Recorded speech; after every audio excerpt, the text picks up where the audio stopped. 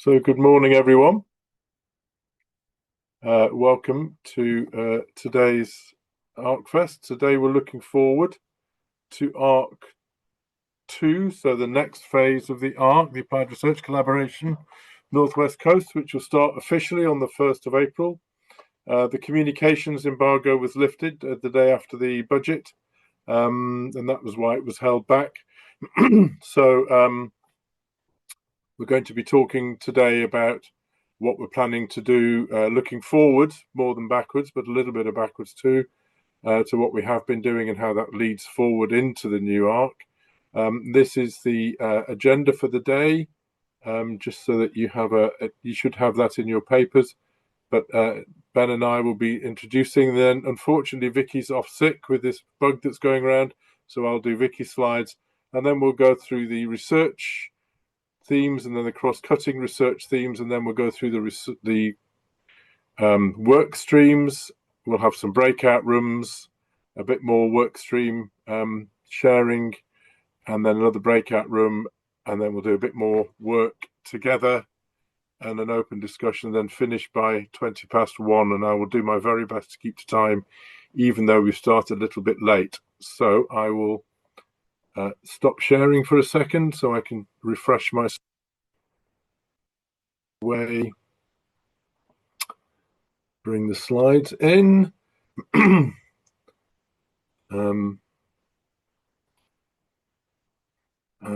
of course now I can't see what's going on, so I love the way this software works to make it as difficult as possible.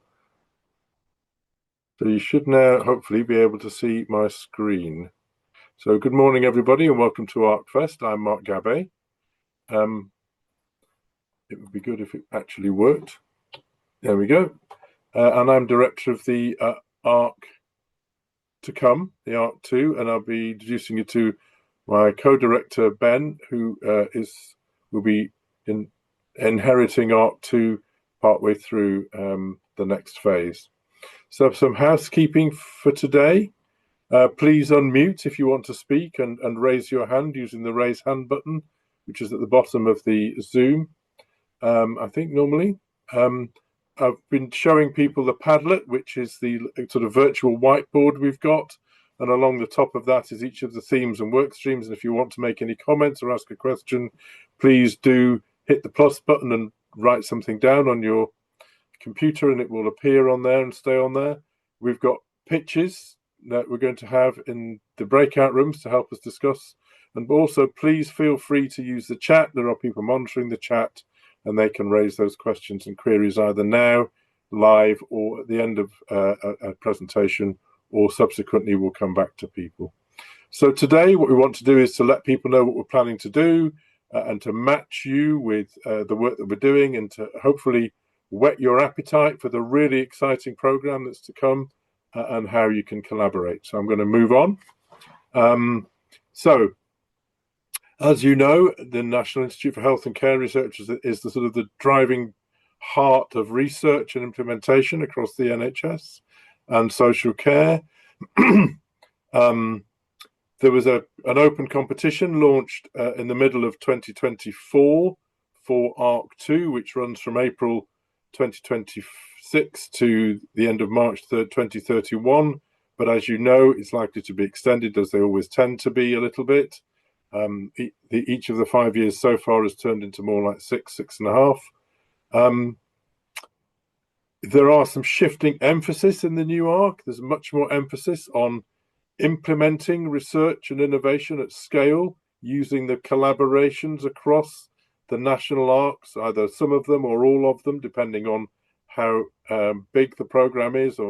But it's about implementing research that's ready to go, not just a nice idea that somebody's had that hasn't been tested. So the ARCs are there to test and evaluate innovation and research, and then to implement it to make that real change, and to shorten that time between research being demonstrated and published and it being able to make a real difference with staff, with patients, with carers, with the public. So ARC 2 is part of this national research infrastructure. The competition ran through to late summer last year. And it certainly wasn't straightforward. There were 15 ARCs that were shortlisted, of which 10 were funded, 4 of which were funded in full, and we're one of those. So I know I'm patting ourselves on the back, but we obviously read the brief and have promised to deliver what NHR was looking for. So those of you who are a bit doubtful about what we're doing, it's clearly what we're being asked to do because we've been fully funded. And congratulations and many thanks to all of the people who worked so hard to do that. This ARC is big, frighteningly big. We were commended on having the number of partners that we have. I could have added a caveat saying, and good luck, because there are 80 partners and climbing in this ARC. We've been running in the new ARC, we've been running at around 62 in the current ARC. So we need to work together and we all need to take responsibility as partners in the new ARC to keep engaged and to keep that. We haven't got the resources to chase everybody individually. We have to collaborate together to make this work.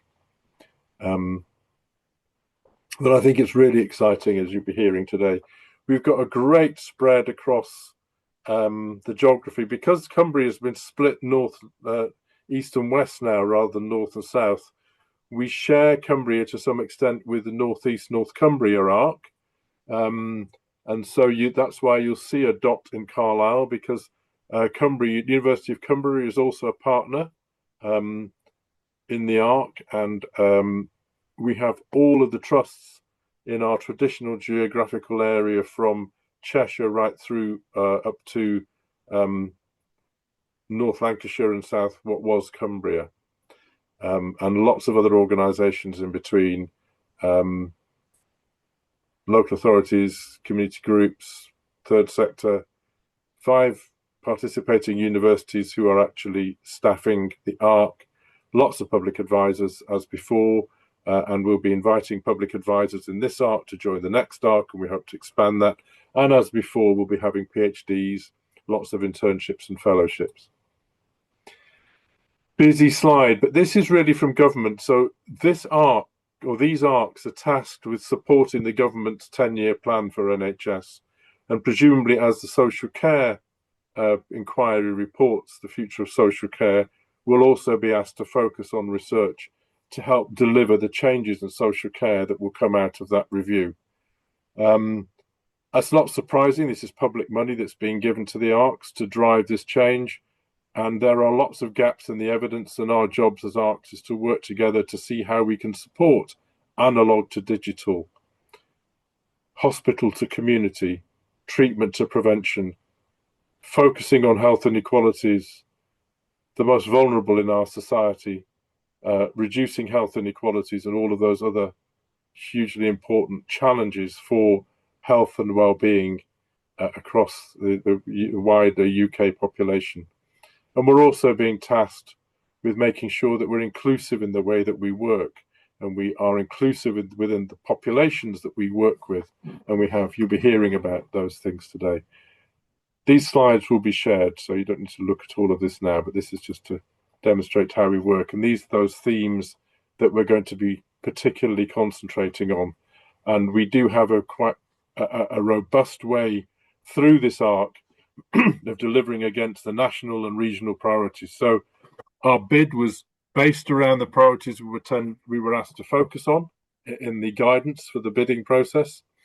And we will be reinforcing that as we were writing the bid, talking to our member organisations and new partners about what they saw as the priorities. And there was a very close match between what the major challenges and priorities were for our region and the North West Coast and the national challenges. There was very little difference. We've added 1 or 2 extras, such as end-of-life care, which is felt to be really important in this region and not necessarily highlighted in the national priorities. And we will keep doing that on a regular basis, bringing partners together to meet every 6 months to talk about what we're doing in progress and priorities. And we'll talk about that later. So what do we need to do? We need to demonstrate impact. So quite clearly, government wants to know what it's getting for its investment. So we will be regularly sending impact case studies through to central government about what the ARC has achieved.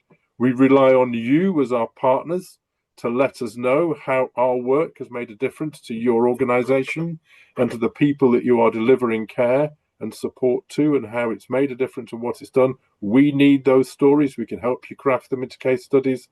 Government is really wanting to know what we're doing because they want to know what we're doing and what a difference it's making, so they can see spread that and make sure that people are collaborating and working together to spread that good work. I've talked about inclusion, which is fundamental to the way that we work, but it always has been. But we can always do better on that, and we look forward to your help and guidance in how we can be more inclusive. Innovation is clearly very important to a modern economy, as is investment, and the government, as you would expect, is looking to see how we can support innovation within the NHS and care and build that international reputation as the UK is a place to do good innovation, health-focused innovation, care-focused innovation, and to attract that investment, because we need to support economies and work so that people can benefit from the work that we're doing across the country. So, as we move from ARC to ARC2, Northwest Coast, these things don't change. Dissemination, so a fancy word for letting people know what we're doing through academic publications, newsletters, social media, that obviously remains a very high priority. We need to let people know what we're doing and to translate what we do into action and practice, hence the impact. We need to continue to build those relationships with your workforces, your staff, you as patients and carers and members of the public and your communities, to let them know what we're doing and how to get involved with what we're doing and help together to identify the problems that we're facing and seek those solutions that will help overcome those challenges. So we do that together, hence co-production still remains at the heart of what we do, and we need to be driving that system change, how we can improve the way that things work to make it easier for people to be healthy and stay healthy. As we go through the transition, we obviously need to look at what we've been doing in our ARC and other ARCs to see how we can drive that forward to an implementation plan, and where we find the evidence to support the implementation program, which will be nearly as big as the research program in ARC2. It's very much emphasized, as you'll be hearing. We've talked about the priorities of the population to the most pressing needs in particular, because as you know, our overarching focus is on ways to reduce health inequalities, and also to help the workforces to be resilient and to manage them to deliver their investment to best meet the needs of these populations, and whilst keeping the workforce and making it a good place to work and a satisfying place to work. We will be using our knowledge into action framework, which you'll hear about later, and our knowledge mobilisation plans to underpin that change and that co-production and that capacity building. We'll be continuing to invest in our staff and students and staff in the workforces of those partners, those 80+ partners that we have. And as I've said, we will be working with other ARCs to do that upscaling work. I'm now going to hand over to my colleague, Professor Ben Barr, who I'd like to introduce as the co-director of ARC Northwest Coast 2, and I'm going to be his Chris Whitty amanuensis flicking the slides. So over to you, Ben. Thanks, Mark, and good morning, everyone. It's great to be here, starting our ARC2 journey together, with the potential to make a real difference for the people in the Northwest and across the country. So this kind of shows, the whole of ARC2 on one slide, and I'll just try and give a quick description of how I see all this working together. So we've got 5 research themes, and we're going to hear from each of them in a minute. So public health and prevention, so supporting that shift from sickness to prevention, a national priority, but also a local priority, as Mark mentioned. The long-term conditions, so tackling some of the most pressing and challenging issues around increasing multi-morbidity and that shift from hospital into the community. Women's health, leading improvements in women's health care. Some of you may have heard this morning that Baroness Amos released an interim report on maternity care. Some pretty shocking evidence on quality and inequalities in maternity care, but also highlighting a lack of understanding of what works to improve those services. So a big opportunity for the ARC to help address those challenges. Social care, so it's the first time that we've had a theme focused specifically on social care. This is really important. Improving access to social care and supporting carers, and how the health and social care systems kind of work together, particularly around those neighbourhood teams that are outlined in the NHS plan. And then finally, workforce and system resilience. So all of this requires having the right workforce and the right skills, and that theme will be supporting evidence and implementation for how we develop the health and social care workforce. And those themes are then supported by his two cross-cutting themes. So the evidence for impact theme, mobilizing skills and expertise and infrastructure to support the delivery of the programs of research across those 5 themes. And analog to digital, supporting technological advances in delivery. So, a huge revolution happening in the delivery of healthcare, particularly around the use of AI. And all of that will be embedded within this knowledge into action framework, supported by the knowledge mobilization and implementation team, so that from the beginning we're planning and building collaborations so that evidence can be translated into improvements in practice. And at the same time as building capacity through the capacity building team, so a whole program of PhDs, internships and fellowships to develop the skills and capacities across partner organizations to sustain delivery of effective research and implementation. And all that informed by engagement at multiple levels. So it'll inform the priorities and the areas of work, and then feeding back into the health and social care system to deliver service improvement across the system. So that's kind of how we see all the parts kind of working together. Next slide, please. So we've already started work on this process in developing the bid, scoping out work and areas of priority with partner organisations, and then we'll be building on that to identify opportunities for health and social care providers and the public and communities to work with us on implementing change, either directly through the capacity within the ARC or through collaborating to bring in investment to help deliver that change. Next slide.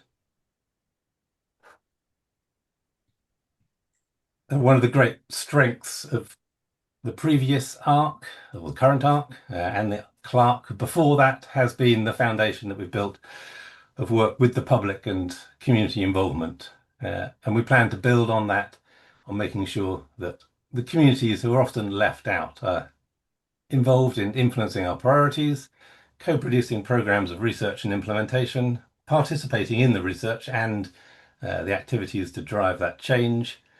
And that will be supported by our existing network of public advisors and expanding on that, and the community research and engagement network, and building on that. Next slide, please. So this, as Mark has already mentioned, the things that we need to demonstrate: developing research that improves services, scaling up local examples, building the evidence for that so they can be rolled out nationally, demonstrating our impact, showing value for money in everything that we do, and bringing in investment into the region. Next slide, please. And that will build on the successes from the current ARC, the excellent achievement of public advisors and their experience. We've delivered over 500 publications through the current ARC in terms of demonstrating and disseminating the impact of our work.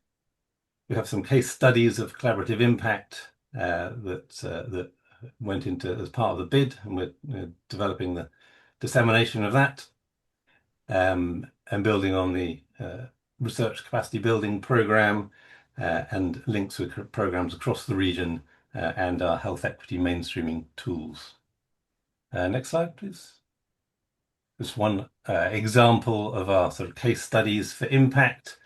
In Art 1, we evaluated this Citizens Advice on Prescription program. So that was an innovation developed in Liverpool, the largest such program in England. The ARC supported improvements in the service, in particular its outreach into underserved communities, and demonstrated how it improved mental health and actually saved the NHS money, around £900,000 a year, over and above the costs of delivering the programme. And that's led to the renewal and extension of the programme. And in ARC 2, we're going to be working with national organisations and other organisations across the country in extending that Liverpool approach to other areas, whilst developing the evidence base through putting together a programme for a randomised controlled trial of the intervention.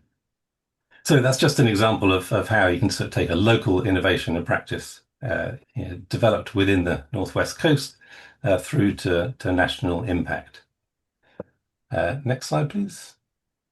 So that's the sort of introduction from Mark and I. I think we're going to hear next from each of the themes, and then there'll be an opportunity to for 2 breakout rooms, which you need to choose which theme you're going to join, where you hear about the themes and discuss some of the issues as outlined on the slide there. Mark. Thanks. So is Jim Gardner with us? Mark, I am. Can you hear me? Right, so I'd like to invite Dr. Jim Gardner. One of the changes that's happened between the current ARC and the next ARC is that our host organisation, because this funding is delivered through the NHS, so we have an NHS host, and our new NHS host, we've moved from the Cheshire and Mersey Integrated Health Board. Now we're now being to be hosted by University of Hospitals Liverpool Group, and I'd like to invite Dr. Jim Gardner, who's we've been around the same circles doing this infrastructure work for longer than we care to remember, to introduce the host to us and just give us a quick welcome, and then we'll move on. That's Thanks, lovely. Jim. Thank you very much, Mark. So morning, everyone. I've had that usual 10 minutes of stress of trying to get through the NHS firewall to get on, but I have, so it's very nice to see everyone. And on behalf of University Hospitals of Liverpool Group, which I'll explain to you in a moment, I'm very delighted and proud to be the host for ARC 2. A bit of the thinking behind that, of course, was about making sure that we have a stable NHS structure in which to place the next phase, mindful of all sorts of changes going on across the system and a degree of uncertainty, I think it's fair to say. So we do think UHLG is going to be around for the duration and indeed is on its own journey of developing a hospital group for Liverpool and North Mersey. So we thought it was right for us to offer to be the host, and we're very delighted that that offer was taken up. It puts University Hospitals of Liverpool Group at the heart of, I suppose, applied research across the whole region. But I really think it's important to get across to you that in no way do we see this as any kind of power grab or takeover. This is about creating an environment for success right across the Northwest region. And I guess we would say we feel there is a social responsibility for a large university hospital teaching trust to discharge this kind of duty, to make sure we can offer a stable platform for applied research to develop across the region.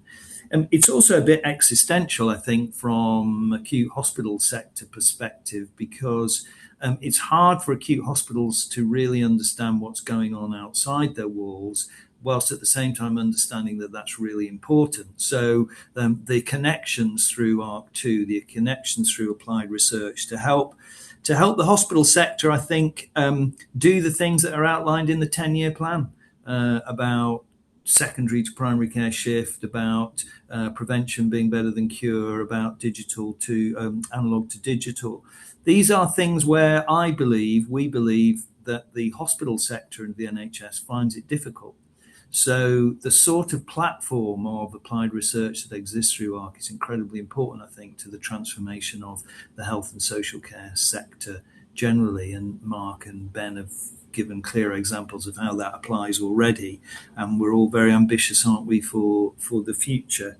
If you think about, for us, issues about, again, I think the hospital sector, who will more and more, I hope, talk about equity of access and equity of outcome and equity of experience for our service users. I think it's fair to say we're not very good at it, and need all the help we can get. And these kind of collaborations are fundamental to moving that forward and sitting the hospital sector in a different way. And as we look at the development of neighbourhoods, for example, a key part of health policy at the moment, how on earth is the hospital sector going to get its collective head around that kind of change in the health and social care landscape? So the point I'm making there generally is this means a lot to us as an organisation, but we recognise that it means a lot to the NHS hospital sector generally. And it's very important for the Northwest and our contribution to UK PLC in the way that we drive knowledge and drive the economy. So it's a team sport, isn't it? And this is, I think, a real example of us working together for the greater good. So very delighted to be in it. I suppose the other thing is it's enjoyable, isn't it? If it's great to be involved in these partnerships, it's great to share ideas, it's great to be part of something together. And what we've certainly found as we've developed our portfolios of research across the group is it helps us with recruitment and retention. It helps position us in different parts of the social milieu. So there are lots and lots of positives in this for the organisation I represent, but hopefully for all of us who are on this call and for the forthcoming piece. So Mark, I think that's generally what I wanted to get across. Delighted that we're hosting, sincere in our endeavour, looking forward to ongoing collaboration. Thank you. Thank you very much, Jim. So I'm just going to move straight on to the, as I mentioned, for those of you who weren't here, unfortunately, Vicky Wilkinson is sick with the dreaded lurgy that's going around at the moment. So I'm just going to quickly run through her slides. Sorry, you're not graced with Vicky's rather than me. So hopefully this will work. So I'm just going to quickly run through the governance approach, which will, of course, be overseen by the host trust, Jim. And this is what we submitted in the bid. And in terms of our governance, there'll be an overarching steering board, which will be likely to be chaired by somebody from within the host trust. That will oversee the management group, which will be the theme leads and work stream leads and public involvement reps, public advisors, who will link into our operations team. So that's the sort of the vertical pathway. And then there are horizontal paths. I mentioned earlier about these forums where the partners would be invited to come together on a regular basis in the integrated care system level in the north and south, unless they merge into one. And that will be the representatives from all of our partner organisations in that geographical area, and some VCFSEs as well, public advisors, etc., with us, talking about priorities, talking about some feedback about where the ARC's up to, where we're moving ahead, where we may be struggling a bit, as well as checking that the priorities that we are working to are still those that are exercising the organisations that are part of those partners in the ARC. So they will feed into that on a regular basis and into our themes, who will put that into action. We'll also have our public advisor and community research and engagement network forum, which will be feeding into that. And we will have our theme management groups, which will be feeding through into the management group on these monthly meetings where the themes are up to, how progress is going, what new ideas are coming through, what challenges they might be facing, what mitigations are in place, and very importantly, that co-theme working. There'll be lots of work between our themes in the ARC and also feeding through ideas coming from other ARCs so that we're all aware of what's going on. And that's how we want to make sure that this works as a cohesive whole on a regular basis. So there's still some details to be set because we have a new host. And as I've said, this is something that we need to work through with our new host. But this was what we presented to the appointments board of the grants, and they commended us on this structure. Now, I've just talked that diagram through, so I'm not going to labour this, not least because of time. So we will have this clear management and governance structure to support the delivery of these objectives over the next 5 years. And these are some of the smart objectives we've got for the short term for our ARC: to co-develop a programme of generalisable research addressing national and regional priorities, engage with partners and public advisors through research themes, starting with work from the current ARC. So that's about the implementation as well as the research. That will have a programme monitoring system in place and tested in the themes, which will record, monitor and report programme information, including finances and objectives. We want to look at the process, the outcomes and the impacts, and we rely on the partners to feed that information through to us, and they rely on us to feed information back to them. So we want to set up a quick and easy way to record a core data set so that if a partner says, what have we been involved in? What do I need to tell my board? And we can say, great, what's happened as a result of the work you've been involved in? Do you know if that's been implemented across your organisation?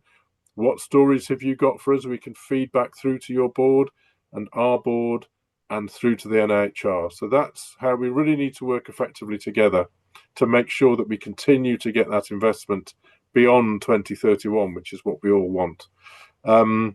And as I've said, we need to be engaging in cross-ARC collaboration activities, and there'll be this other bit of money that we don't know about how that's going to work yet called fast-track collaboration funding. So there'll be directives coming down or requests coming down from government, Department of Health and Social Care. Can you please do a quick piece of work on X? And we'll need to gather our resources together across the ARCs to deliver to those challenges, new research or an implementation plan based on the existing research. And we don't yet know how that's going to work, but there is a fair amount of funding said to be behind that, so that will grow over time. Whilst we're preparing for the 1st of April, we're going to be setting up those processes for recording, monitoring and reporting of programme information, taking on the learning from what we're doing now, and also having a clear way of demonstrating continuous improvement, and if things are getting stuck, that we can rapidly sort them out, whether that's a PhD or an internship or a project or an implementation program that's stuck, that we don't sort of dilly-dally while we wait for it just to get better on its own. We actively support it and help it through. Clear communications plan. There's going to be a national ARC leadership that should be led by Greater Manchester in collaboration with all the rest of us. Our hats in the ring for public involvement and engagement, community engagement, inclusion and health and equalities. And so we'll be helping lead that particular theme, but we'll also be involved in the rest, which is knowledge mobilisation, supporting industry, and I've forgotten the other one, doesn't matter, capacity building. And we will collaborate together as a national set of ARCs to drive that collaborative, coordinated way of working. I think that's it, really. So I'm going to now stop sharing and just remind you of the Padlet. And we're now going to go through a series of presentations from our themes. And I'm going to invite Ben Barr back again, please, to talk about his new theme he's working on with Phil McHale. I think Phil's actually going to... Oh, Phil's going to do it, is he? Phil's doing so that. Phil's going to present it. So Phil's all our themes, I should have said, have co-leads now as well as leads. So you'll be meeting them as we go through the day. So welcome, Phil, who's now going to talk you through that theme. Let me just share my screen. There we go. Yes, hello everyone. Thank you for having us today. So I'm gonna just do a very quick overview of the public health and prevention theme, which is going to be led by Ben and co-led by myself, Phil McHale. So, where's that? There we go. So we have three themes in the overarching theme. First is healthy places. So what we want to look for is evidence-based action which affects commercial and physical environments and focus on the kind of devolved governance that is becoming really important to meet the local needs of the areas we are working in. So we have a number of existing projects in this space, and we will further develop this over time. So those projects are Groundswell Healthy Urban Places, an evaluation of the housing retrofit program that is provided by the City Region Command Authority. And also, we have recently submitted a new bid for repurposing our place, which is looking at changing unused commercial venues into residential venues. Second part is around household health resources. So this is looking at how we can use poverty mitigation as part of prevention, and are we able to develop a whole system approach to poverty-proof services with a particular focus on families with children. So we have a number of existing projects in this area, such as an evaluation of new safeguard models in children's social care in Liverpool, with a particular focus on how it interfaces with anti-poverty support that is offered. We also have a large UKRI grant called CHESS, Civic Health Equity from Silos to Systems, which is looking at the health effects of the anti-poverty support programs. And then finally, we have work around complex households, which is looking at identifying those households that really have complex needs and require greater support from services and tend to use services more. With the idea being, if we can identify them earlier, can we prevent some of that escalation towards more expensive services? And then finally, the third theme is maximizing equitable uptake of preventative interventions. So this around developing new modeling techniques to identify people at risk of ill health, inform the development, testing, and implementation of preventative interventions, but also looking at reducing the idea of differential consequences once someone gets ill. Are we able to prevent things like economic inactivity? If there are perinatal health issues such as preterm birth or small for gestational age births, are we able to offer support to reduce the effect of those insults? And finally, our programs such as health checks we able to design and develop them more so they're better, more equitable in how they prevent poor health? So we have three broad areas of objectives. We have short term, medium term, and long term. In the short term, we want to evaluate interventions. We want to develop communities of practice across the Northwest Coast. And we also want to develop research interaction networks with public health practitioners to ensure impact from the research we're doing. Medium term, we are looking at developing modeling techniques to identify unmet need. We are hoping to co-develop evaluation tools to implement system change within our local areas. And then finally, we want to, in the long term, establish a poverty mitigation approach to prevention and ensure that we embed the whole system change across the Northwest Coast to increase the focus on poverty. Our approach to engagement, though, is really important.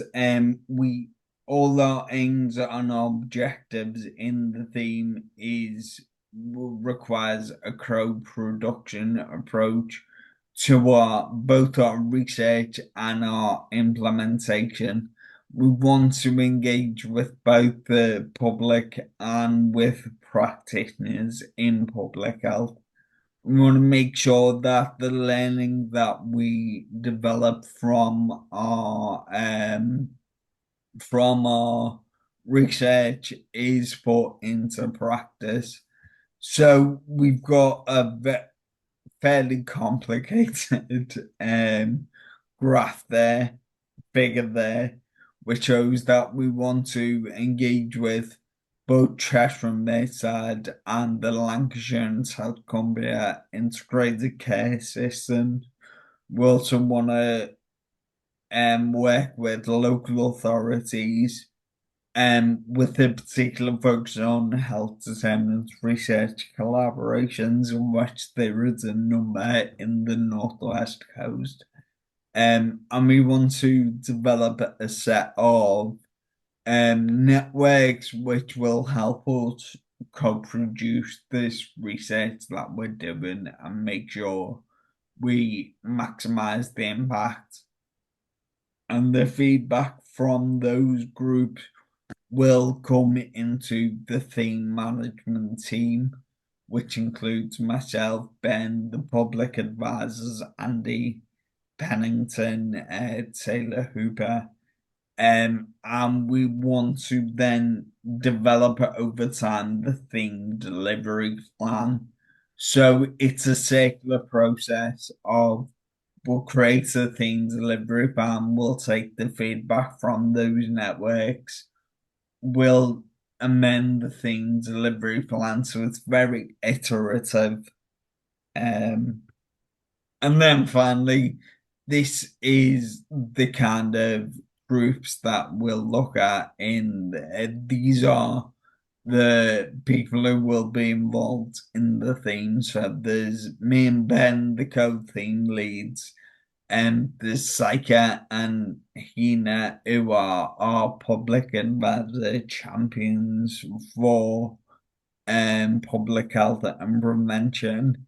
We also want to engage with the community champions, the practitioner champions, and the public advisor networks.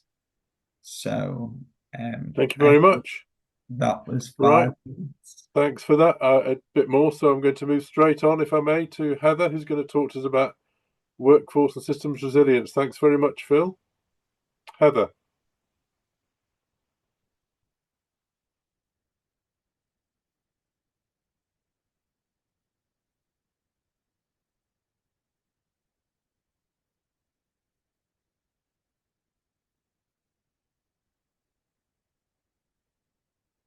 Sorry, can everyone see that? Okay. Yes, thanks, Heather. On you go. Excellent. Okay, so I'm just going to talk about the workforce and systems resilience theme. So it's been mentioned already in the introduction that the NHS is currently undergoing the 3 strategic shifts, and that we have other challenges within the workforce sector. Oh, sorry, I lost my screen. Let me see that. Sorry, I can't see what I'm talking about. I'm going to stop sharing for a second because it's disappeared on my screen and try resharing. Okay. Such as challenges within the BCSFE sector, redundancies within ICBs, and changes within NHS England, and then also the long impact of COVID on the NHS workforce and staff pressures and what that means for both retention and recruitment of staff. So a sustainable and resilient workforce is essential to the delivery of quality care, and that's already been mentioned on the Padlet. And we need that to support the nation's health, economic productivity, and contribute to reducing health inequalities. So in the workforce theme, what we're going to be doing is co-developing, testing, and implementing evidence to cover 3 main areas. So looking at current and future workforce needs, supporting the health and well-being of the healthcare and VCSFE workforce, who all are part of a partnership working together, and I guess as well local authority to delivering both prevention and treatment. And then as well, the third aim is supporting people into health and care careers, both in the Northwest, and working with other ARCs to look at it nationally as well. So what we want is we want to hear from you. So hopefully people will come and join the breakout rooms to hear about your ideas and priorities to meet these 3 objectives. In year 1 of R2, we're going to be creating a research community, and we'll be mapping what is going on already in the workforce space to try and think about, well, where are the gaps and what is the added value of what we can do. And we're also going to be conducting consensus exercise with people involved in the delivery of workforce to prioritize what we will research on in the theme. So what can you expect? So currently, some of the workforce stuff we're doing is in ARC1, we're supporting the local WorkWell evaluation group, designing a local evaluation to inform commissioning of a future iteration of the program. And we are also facilitating the voice of lived experience, using a local theatre company in the Northwest to understand how people feel about being out of work, to think about getting more people into the health and social care workforce. We will be looking at digital skill gaps, so you can see kind of the overlap with other themes and how that impacts on abilities to deliver care, thinking about workforce planning in the future. And then that's it from me. Fantastic. That's really great. Thanks a lot, Heather. I'm going to keep moving on, if that's all right. We have a tape for social care. Dr. Giebels with the WHO in The Hague today, looking at health inequalities in older care. So she's done us a tape. Hello, everyone.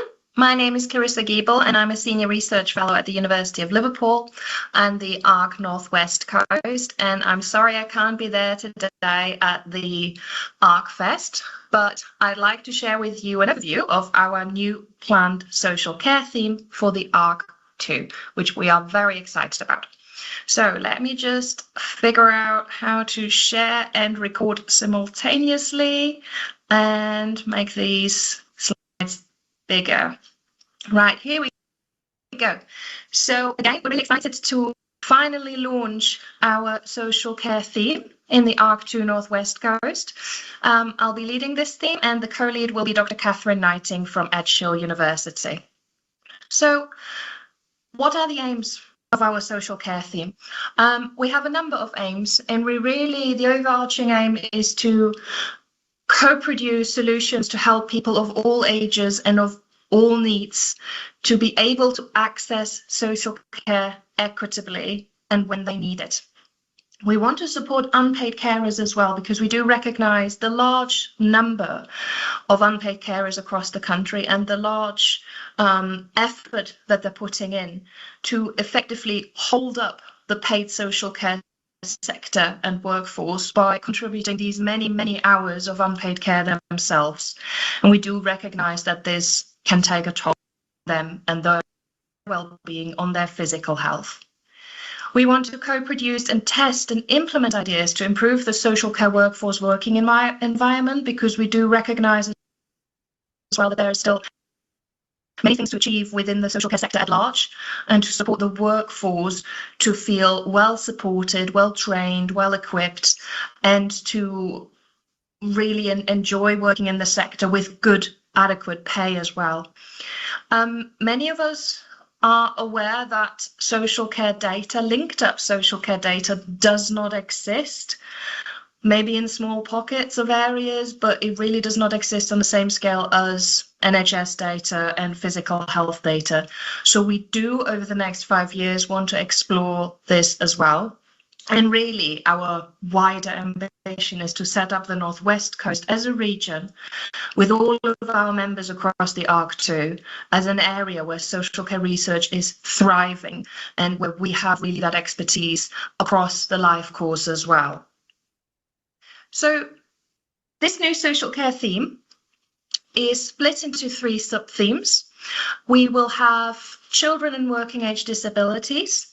We will continue the sub-theme of older adults and dementia, which is taking over from ARC1 within the health and care across the life course theme, where there has been a lot of work going on. So now we want to use all that momentum from that sub-theme and spread it and work across the sub-themes, but obviously also work across the many themes that we do have across the ARC2 Northwest Coast. And we've also embedded a 3rd sub-theme on end-of-life and palliative care. They are purposefully empty as such yet. We have some ideas. We're obviously not starting from scratch. We're building on the work that we've done in ARC1 and to some extent in the Clark before that. But we really want to build out, and we want to meet with our members. We want to meet with our public advisors, our care organisations, to really jointly develop the work that we want to do together so that it's meaningful for those with lived and professional experiences. So just a little bit of background for those of you who might not be that familiar with it. So the older adult sub-theme in ARC1, HACAL stands for Health and Care Across the Life course. We're obviously just wrapping this up as we're coming to a close with ARC1 towards the end of March. There has been a lot of co-produced research, grant successes, large grant successes as well from the ESRC and the NIHR.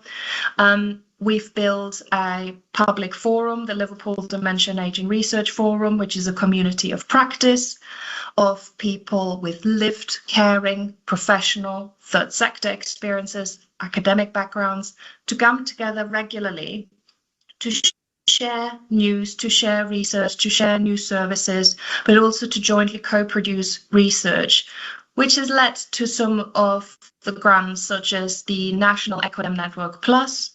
But we've also, in collaboration with our Dutch colleagues from Maastricht University in the south of Netherlands, we have set up one of only 2 living labs in aging and dementia that is linked to the Maastricht Living Lab.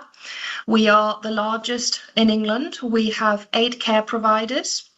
Many of them are also ARC members, and they are linked with individual academic researchers from our universities, and that is to build capacity.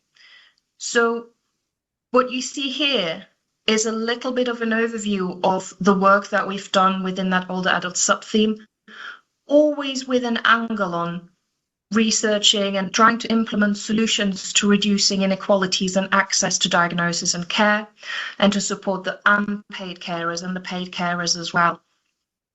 So hopefully, moving into the ARC2 wider social care theme, we want to replicate some of those successes, including building communities of practice within different areas of social care, but also across social care, across the region.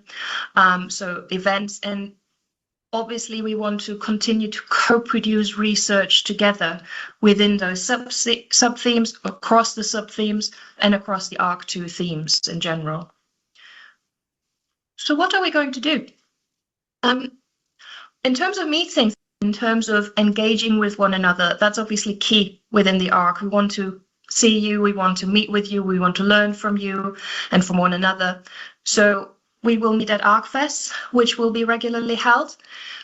We still have to decide how many annual virtual theme meetings we want to do, because we're mindful that care practitioners in particular, it might be easier for them to do virtual meetings, but that can be discussed. Maybe there might be an in-person one once a year. Again, we need to discuss this together.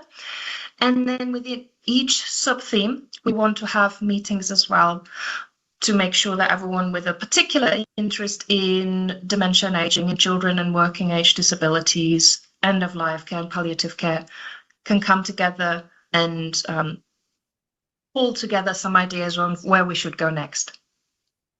And that leads us to what we're actually going to do. So we want to obviously continue to co-develop joint research grant applications, which will build on some of the work that we've done in ARC1 and are still wrapping up in ARC1. That includes, for example, we've just finished an NIHR-funded study to look at the facilitators and barriers of how to set up linked social care data for community care for older adults. So there will be some work following on to that in terms of how would it be feasible to set up linked social care data within different organizations. So maybe we might need to do a little test bed site within that. But we've got other work as well, including the relationship between work and health and the paid and unpaid care workforce, which is not population specific, but it is across the workforce and across conditions. And a key angle of the social care theme, as it is with any of the themes across the ARC2, is capacity building. So we will be continuing to work with members of the public, carers, health and social care professionals, third sector providers, to really develop the research together and then get involved in the research. So as always, there will be co-authors on publications. They will help us to consult different stakeholders and be consulted themselves. They will be co-applicants on research grant applications. Sometimes they will be supported to analyze data, qualitative data, and they will help us with the dissemination as well. So we really want to train different experts up that are non-academic experts. We will also hopefully have more health and social care professionals and third sector providers apply for ARC research internships, as we've done successfully in ARC1. And we will continue with the Living Lab in Aging and Dementia, which is one of our key flagships in terms of capacity building in the social care sector. So a lot of things that we can do together, a lot of really exciting opportunities.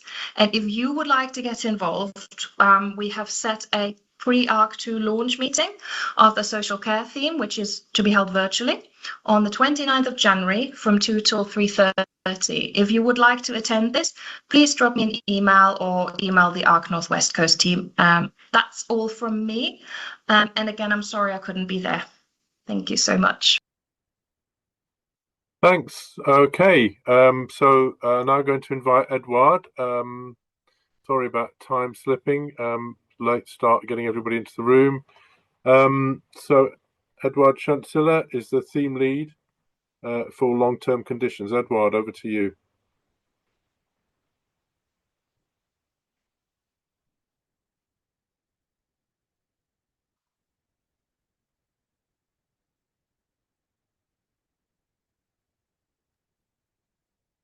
Is Edouard here?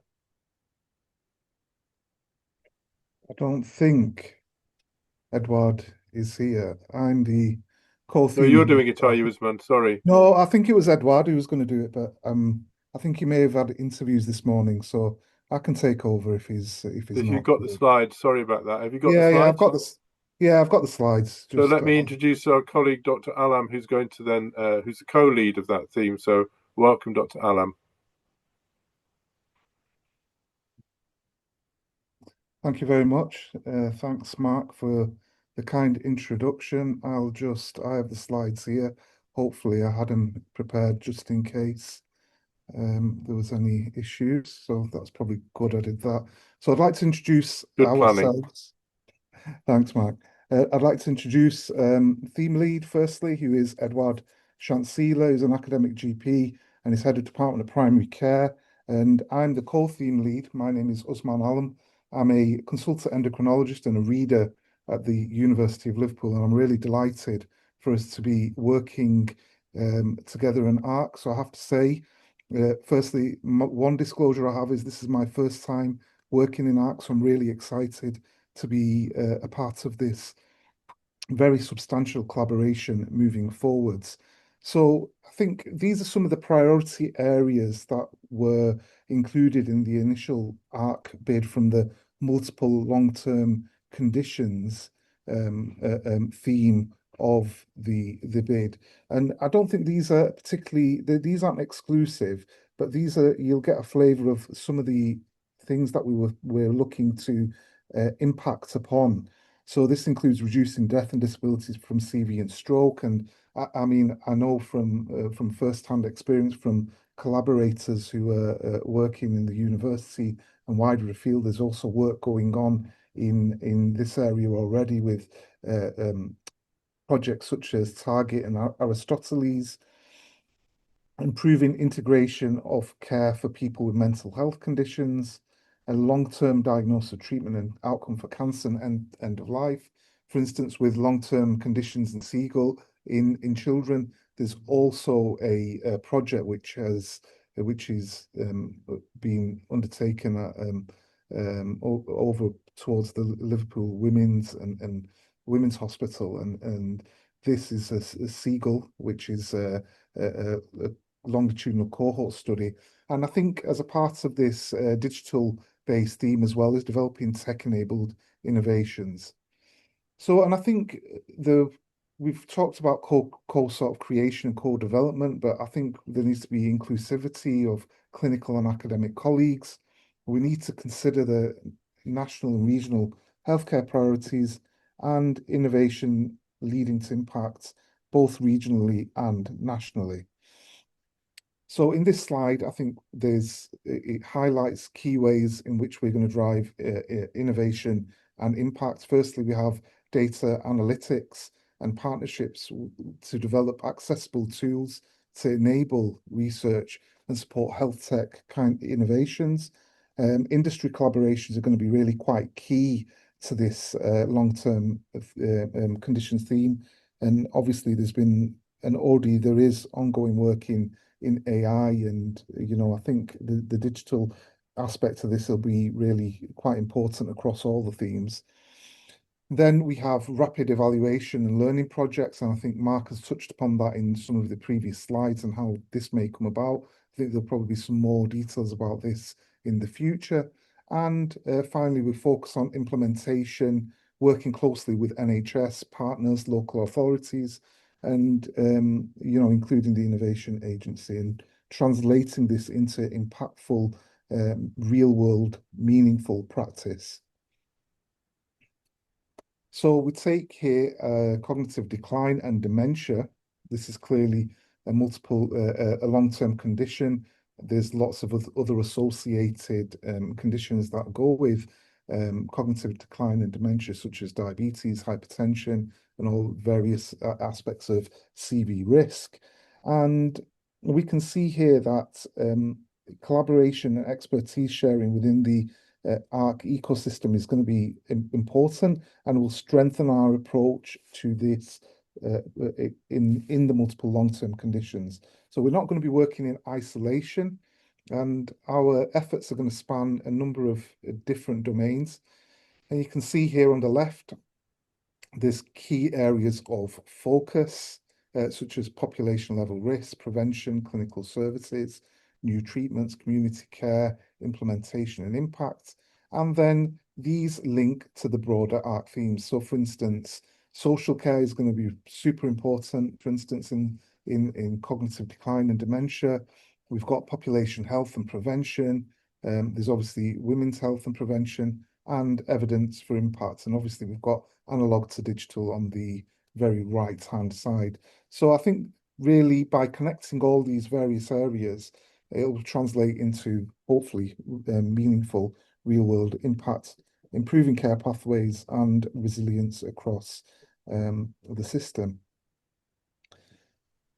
So I think from the long-term conditions aspect, I think we've got Edouard, who is a primary care physician but has a very strong background in CV disease. There's myself, who works as primarily a diabetologist, but we're hoping to sort of integrate all of this expertise with all of your help and to include AI, digital, and some of the work that will be coming out of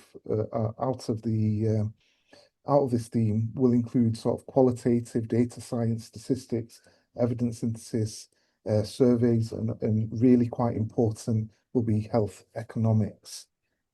So thank you all for listening, and hopefully I did a decent job of stepping in for Edouard, but probably not as good as what he would have done. No, it's fine. Thank you, Osman, for stepping in at short notice. Okay, moving straight on. Abby and Kirsty, can you bring us your women's health presentation, please?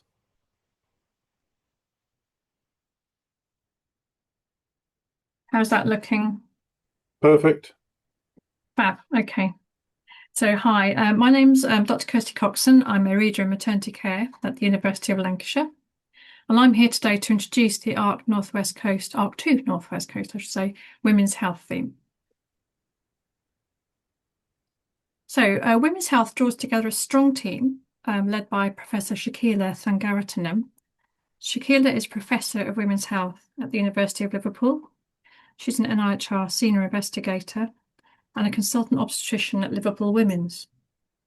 I'm the co-theme lead, and I'll be working closely with Shakila and with our partners across the ARC to deliver on the Women's Health theme. Our theme includes experienced researchers, clinicians, methodologists from across all of our partner organisations. Our expertise spans pregnancy and birth, women's health across the life course, social care, and care inequalities. We are a new theme, but our senior team members have grant capture totaling millions, and we have extensive methodological and public involvement experience. The strength of the team reflects the ambitions of our theme. Our goal is to achieve equitable health for women and girls in the Northwest Coast region, and where possible, to scale this up nationally. We know this is important because women's health needs are often overlooked, and women currently spend 25% more of their lives in ill health compared to men.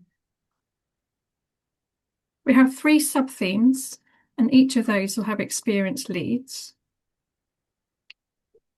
Sub-theme 1, adolescence to menopause, will address disparities in data, science and care for women-specific conditions and for conditions affecting women disproportionately.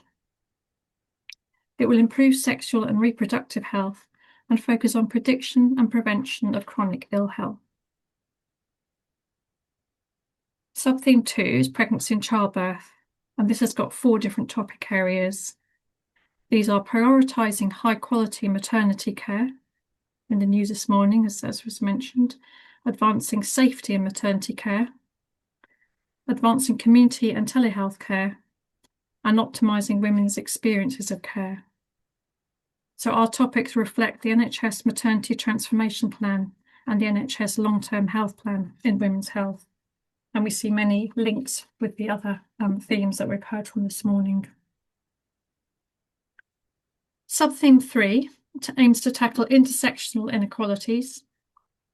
The team plan to use routinely gathered data, secure data rather, to map health disparities in complex households, to expand existing tested trauma-informed interventions, and to introduce changes that address staff trauma and racial inequities in healthcare staff. As a new theme, we've designed short-term objectives to help get our plans underway. And in our first 2 years, we want to establish our stakeholder groups, because they're going to be really important. undertake prioritisation exercises within our 3 sub-themes, develop our women's health research capacity building strategy, and support at least one implementation project with our ARC2 partners. We recognise our theme is part of something much bigger, and we're really looking forward to working with the ARC steering board, the management group, our operations team, and all of our partners' teams and our partners, of course. With our PPI leads, we will work with existing, well-established and productive patient and public involvement groups. Many of these groups are already set up, and each has a focus on tackling inequalities in healthcare through research. We've already started to meet and to plan how to make the theme work well together, and we know that we can access dedicated ARC resources to help this work succeed. We want to keep our focus very tight and to embed inclusive and effective patient and public involvement from the very beginning. We warmly invite you to visit our Women's Health breakout room and to say hello and to ask any questions you might have about our theme and our plans going forward. Thank you. Thank you very much. Okay, so I'd like to invite Professor Ian Buchan, Analog to Digital theme lead, to introduce us to that cross-cutting theme. Ian, welcome. Very smart, by the way. Sorry, should have put a tie and suit on. Thank you, Mark. I'm just here at the Combined Authority. We've been talking about a regional health innovation zone focused on analog to digital. So it's very timely. A number of you have mentioned the forthcoming tsunami of AI implementations in the NHS, which haven't always been backed by research, particularly in research into how to design, to evaluate, to improve, and to implement AIs in ways that are equitable. How do we serve our vulnerable communities well from the design studio onwards? We can, and we've put our hand up to do this in ARC. So thank you to everyone who supported this theme as an addition. I will just maximize these slides. Is that showing for everyone? Yeah. Fantastic. Right.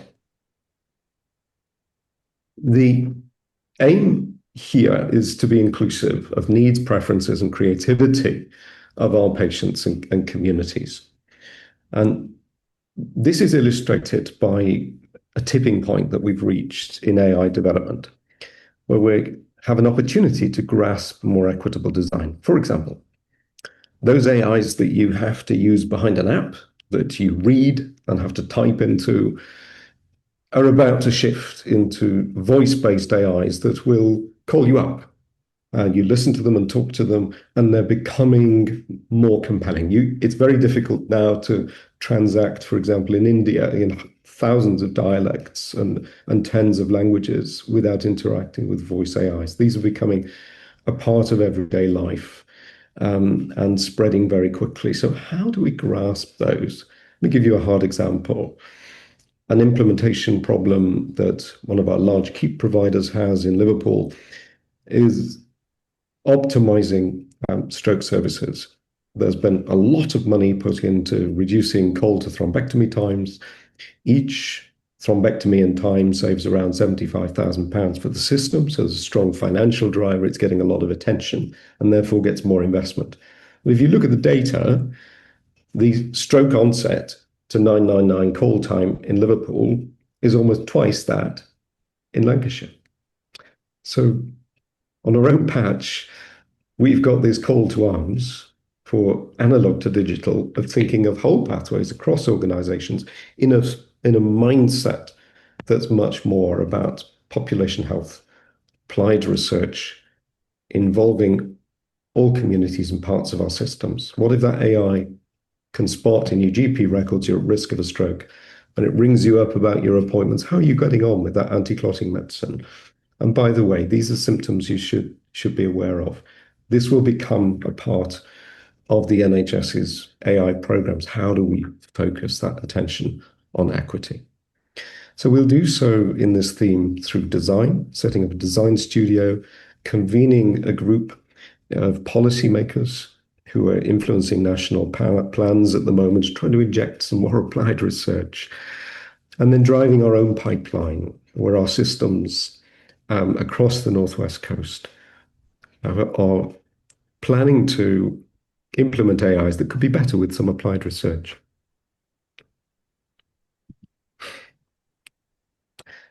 Our short-term objectives are to create that common purpose in a group of stakeholders, most importantly, including our public and patient members, in driving the definition of a common purpose that's shared with the stakeholders across our health systems who are making decisions on AI now. How can we raise the consciousness that research isn't something on the side, that there is a core embedding of research if we're to deliver the best for society with these investments? Health systems across the UK are talking about the urgency of healthcare AI applied research, and we've been asked to convene from this ARC an analog to digital group of stakeholders sharing that common purpose nationally. And within 2 years, we plan to pilot some of our own solutions that have been improved in terms of equity of design. Medium term, the adoption, embedding of evidence and impact, building towards a learning system that has not just one-off evaluations that lead to implementation or adoption and spread in a linear process, but AIs get better the more they're used. And that begs some more evaluation, including the equity of the performance of that AI. So can we really get that flywheel of a learning system turning? 5 major digital innovations we're hoping to influence the equitable adoption of across our systems, but really pushing there into policy of equity by design with a co-production methodology that you've perfected in ARC1.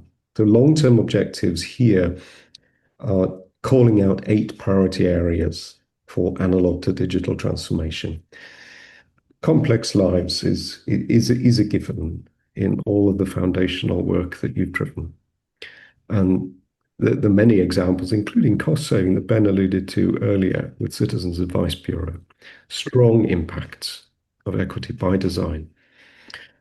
Health and social care integration, Clarissa talked about the importance of crossing that gap. And we have on our patch local government that is sponsoring advances in social care. There's a social care testbed in Liverpool City region, for example, with technologies including AIs. And we're talking with national policymakers about being a pilot site for advanced social care data handling, including links with NHS data. Medicines optimization, antimicrobial resistance, there's combinations of mental and physical health conditions. And how do we spin out to prehabilitation, including charity, voluntary, and faith sector organizations, in the way Ben alluded to earlier, but systematically, in a data-driven way, targeting our resources to the most vulnerable, to optimum social return on investment. Housing and health, and those preventive technologies. So prevention, community coordination, analog to digital. We've covered the NHS 10-year plan in this. Very ambitious, but I think there's a great group. So thank you for listening. Thank you. Great. Really exciting stuff here. I hope people are really getting a flavour of the breadth and depth. But please don't underestimate, this hasn't just come from a few academics. We genuinely co-produced this bill, and thank you for many of you who've been involved in this bid, in working together with us through 2024 on pulling this together, and ARCFEST, in fact, going back to 2023 to underpin this. So I'm going to now ask Andy or Sarah to do the evidence for impact theme, please. Morning, everyone. Hopefully you can see my slides. Yes. Good, thank you. So yes, I'm Sarah Rogers, and together with Andy Clegg, put my first slide up. Oops. Together with Andy Clegg and Ollie Butters, we're leading the Evidence for Impact theme. So we're a joint cross-cutting theme with two sub-themes within. These are the data for care and health innovation and evidence for equitable decision-making. So in the first data sub-theme, we use previously collected health and other administrative data, for example, GP records linked to housing data or other data. And then in the evidence sub-theme, we focus on bringing together in a rigorous manner data from previously published studies. So our work generates the knowledge of the best evidence for our partner organisations like the NHS and local governments, to advocate for changes so we have the best practice and policy to encourage health and well-being. So I'm going to hand over to Andy in a minute or two, but I just want to give you just one slide and a few examples from the data theme identified from talking to the other themes and partners. So we're going to drive the provision of high quality linked care and health data with place-based details that really are essential for the switch to communities and focusing from treatment to prevention, taking a whole systems approach to complex problems like the increase in long-term conditions and childhood obesity. So this means we'll work with the data systems in our region, including our integrated care boards and the Northwest Secure Data Environment, really to help us develop a learning health system that iteratively improves treatments and our places to promote really good health. So using these data, we'll evidence changes in public and patient health and well-being from changes to their built environments, so access to hazards like gambling, alcohol, health promoting facilities, bits like Phil talked about earlier, and then health promoting facilities like active travel and quality parks, like I've been working on in the Groundswell Consortium, or health and care treatments that they receive as well.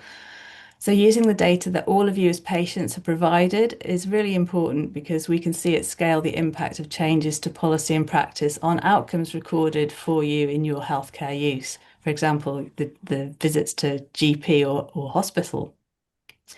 So some processes we're keen on is flagging people who live in care homes. And we know our colleagues, we've been working with our colleague in NHS England for the past 4 years on the household linkages, which we now achieve, which is great. And we'll bring that through into ARC2.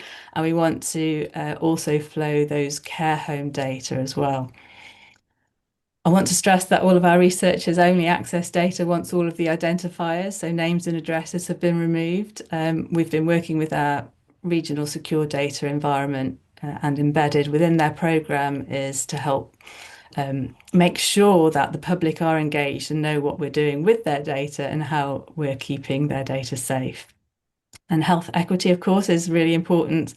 We need to make sure that we can do all we can to remove the systemic differences in the data that discriminate against those who need the most help. So in this theme, we have experts in writing protocols to use the CPRD data, the national set of GP data, and ultimately we want to hear from you to help us to prioritise what exactly we're going to do after our first year and beyond in the second ARC. So we hope to see you in our ARC Impact breakout room and answer any of your questions and listen to your priorities as we move on. So I'm going to so that's a brief whirlwind tour of the data theme, and now I'm going to stop sharing and hand over to Andy.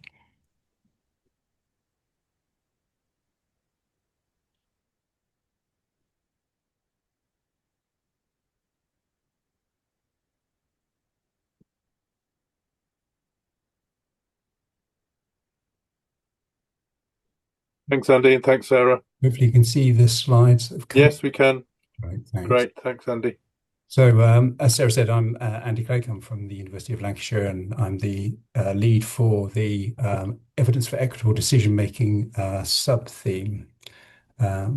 Just trying to move it on. There we go. So just to give you a quick outline of why we've been put together, we're taking over from the MIDAS theme in the current ARC, so we'll have a very sort of similar approach to the MIDAS theme. But just give you a sort of brief introduction about why we've been set up and how we'll help people, what we'll do, and who will be involved.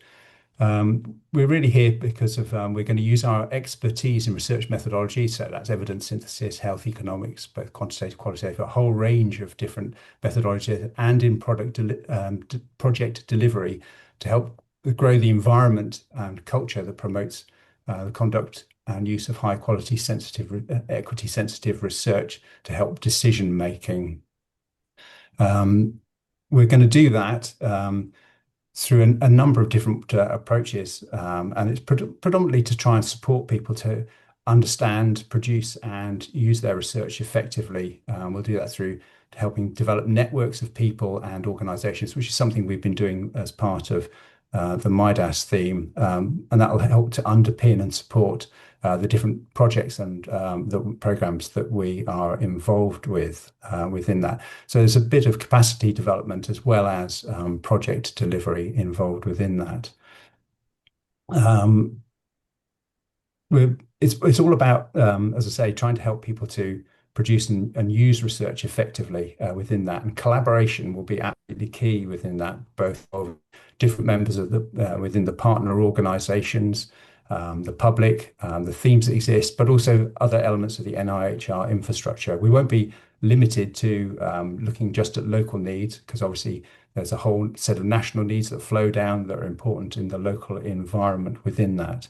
So we're there to try and help provide the evidence to support those decision making predominantly around the implementation of effective and cost-effective approaches to providing care within that. And key to that will be us working not just with the themes and the partners, etc., but within the knowledge to action framework, which Mark mentioned at the outset, working closely with the impact team who are going to be leading on the implementation of these different activities within that. Who's going to be involved? Well, there's obviously going to be the members of the team who are going to be involved within that, who will be recruiting to, and those different sort of specialisms that are identified there, but also through our networks that we've developed over time. So we have methods groups, subgroups out there, which have been going in the current ARC for a number of years and are evolving in the way that they go about doing things. So we're hoping to continue to develop those and the way that they're able to come together and support the different partner organisations, but also something that we've been developing over the time, which is what we call our races and races networks, which are about the rapid conversion of evidence summaries, so systematic reviews or economic evaluations, which provides not just a capacity development idea, but brings ideas and research ideas into the ARC to help then move them through the process to hopefully develop programmatic research within that. But those networks are evolving and developing and are very important to what we do. I think that probably sums up roughly what we're going to be doing, but we can be slightly more expand on to answer people's questions when we come to the breakout rooms. That's great. Thanks, Andy. So to try and keep the time in some way, the break's really important. So can I suggest we have a 5-minute break and then we'll come to the next two work streams and then we'll go to the breakout rooms and we'll compress the time at the end. I'll explain when we come back how we're going to do our best to catch up. So see you all in 5 minutes. Okay?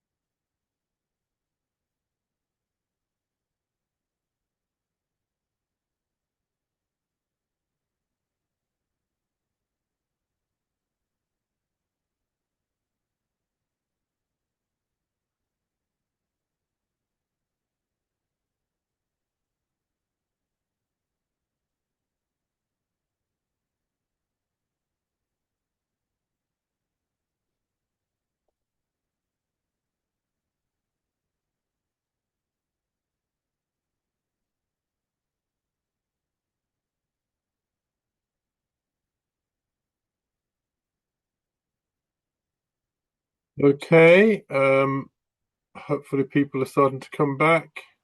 Okay, just give people a couple of minutes and then we'll move on to Caroline talking about Swarbrick, talking about public involvement, engagement and participation. And Catherine Bersons will then talk about research capacity building. Then we'll move into our breakout groups, and what I'm going to do is combine those 12:30 to 13:20 bits into one session. What do I do with my ideas? What will he take over from Arc 1 and the open forum and summary? We'll do that as one combined session, which should enable us to be able to do all for it together. So hopefully we won't need to shorten the breakout rooms, because that's really important to hear what you think. And there's lots happening on the Padlet, by the way, so do go and have a look.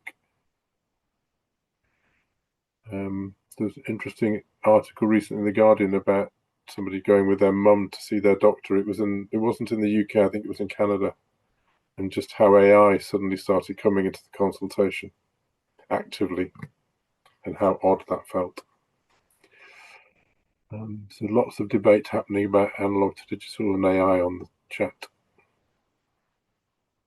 And just to reassure you, the digital divide is very much at the heart of how we're going to be looking at this across our themes.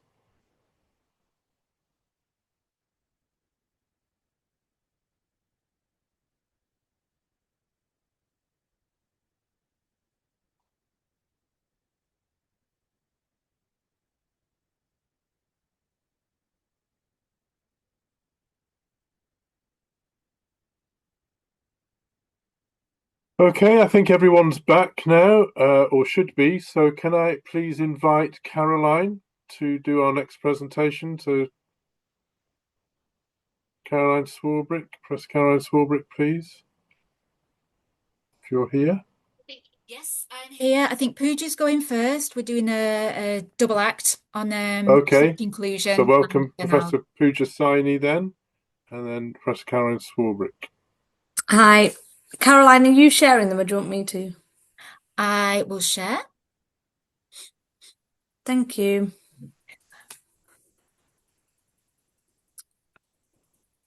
Can you make them full screen at all?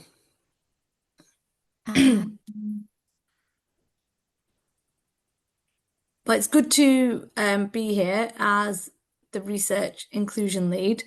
And I'm really happy that this is kind of, I suppose, a new arm that the NIHR is adding into all grants. I'm historically kind of well established with the Clark and ARC because I did work for the Clark initially. So it's nice to be back in the group working on research inclusion, especially as I was quite involved in working with communities as part of the knowledge exchange work we did initially. So yeah, if we could go on to the next slide, Caroline, please. Thank you. So just reflecting on this morning, it's been really good to hear about all of the themes and all the work that's kind of planned and how much everyone has been thinking about public involvement, engaging with communities. So why obviously this matters within research, it's something that's embedded in all the work I do within suicide prevention and self-harm. It ensures we've, got the community feedback. We've also got a diverse range of feedback from people who may not be able to contact, kind of universities and be involved in research. Usually we go out to them as well and ensure that all their voices are being heard so that that can be reflected in all of the research that we're planning.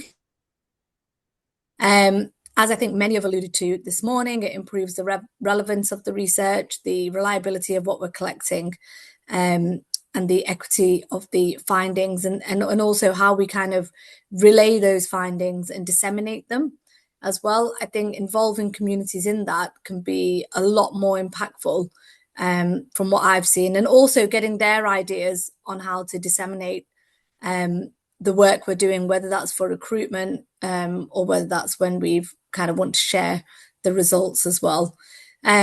Obviously, addressing health inequalities. I think that's something this ARC has always been kind of exceptional at. I think we're kind of leading the way with that, and to develop on that will be really good, and just to continue the good work, and ensure that we are, still including all people from underrepresented groups and that we're not missing anybody.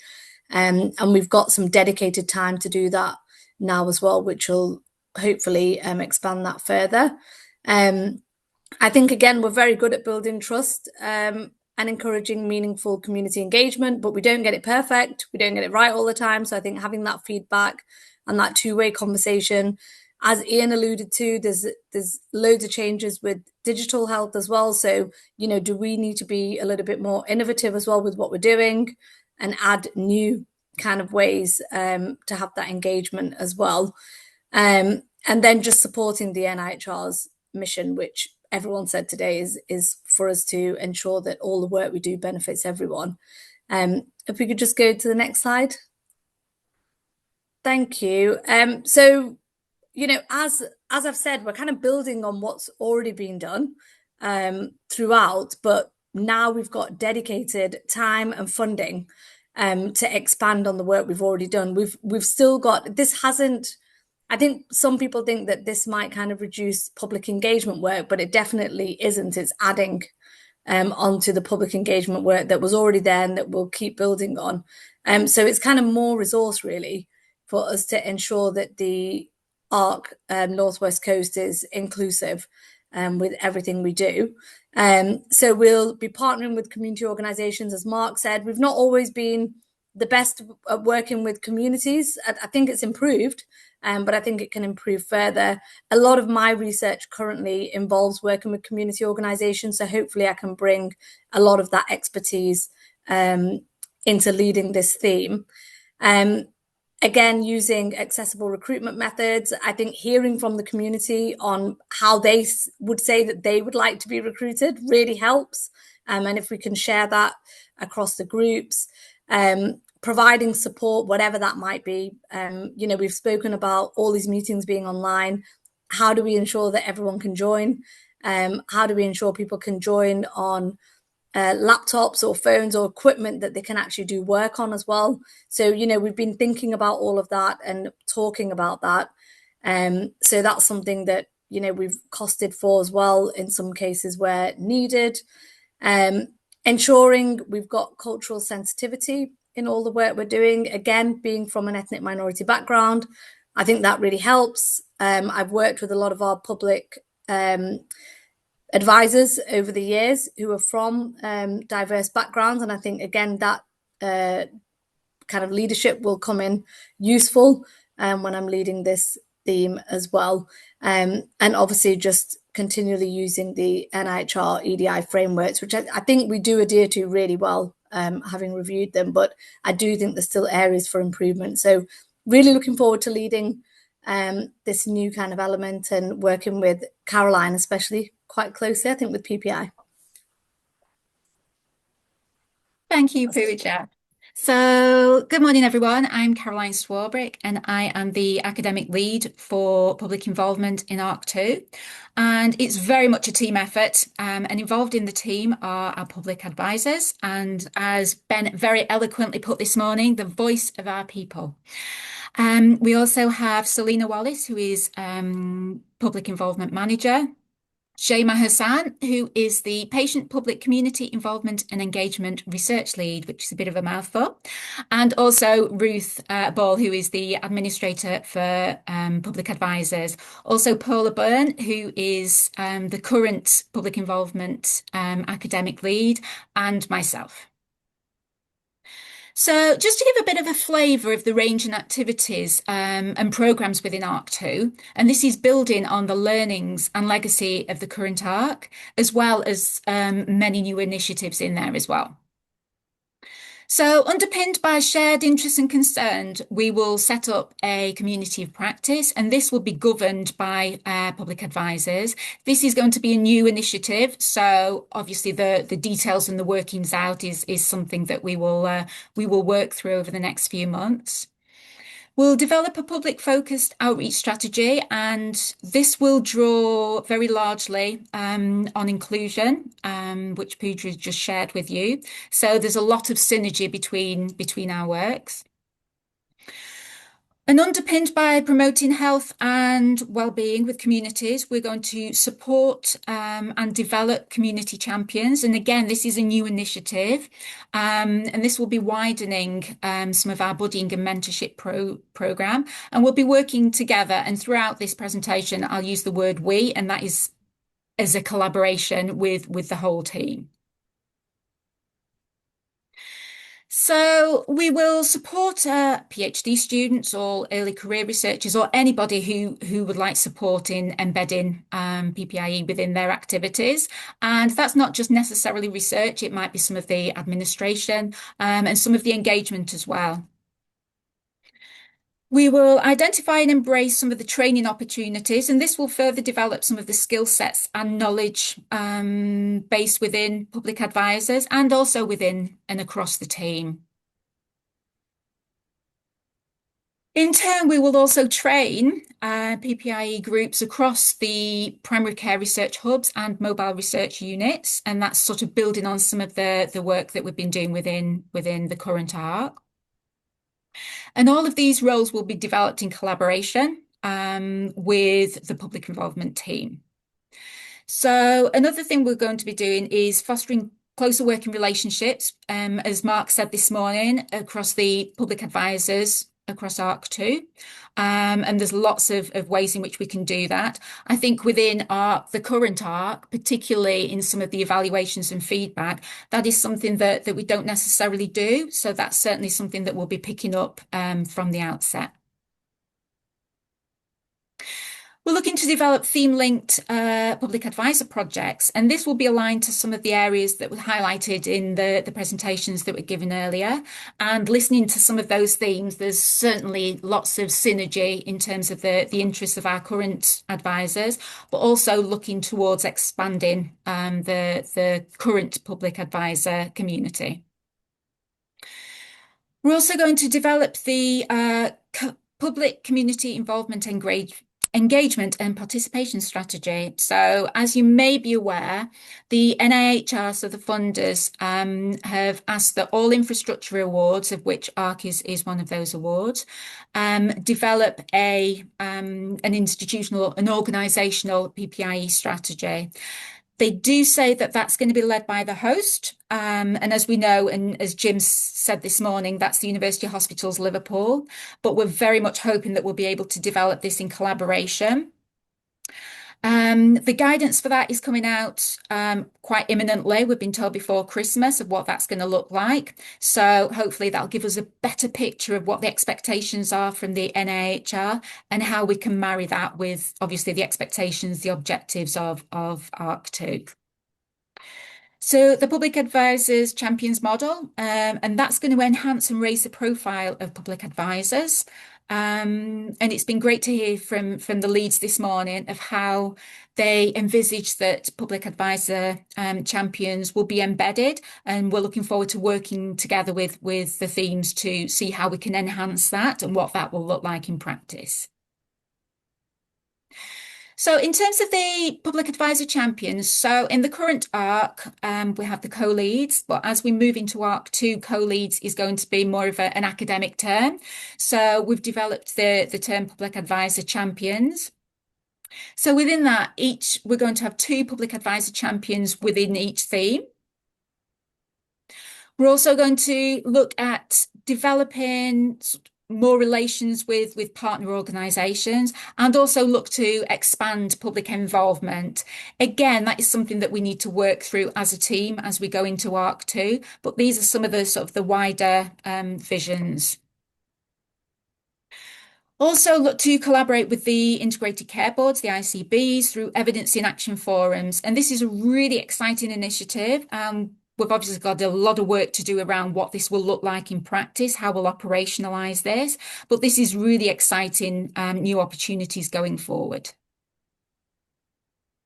So just to leave you with some of the core messages for PPIE in ARC2, and we're looking to redefine So obviously we've got a great legacy, a great basis that was created within ARC and its predecessor within Clark, but we're really looking to embed and integrate and weave PPI throughout.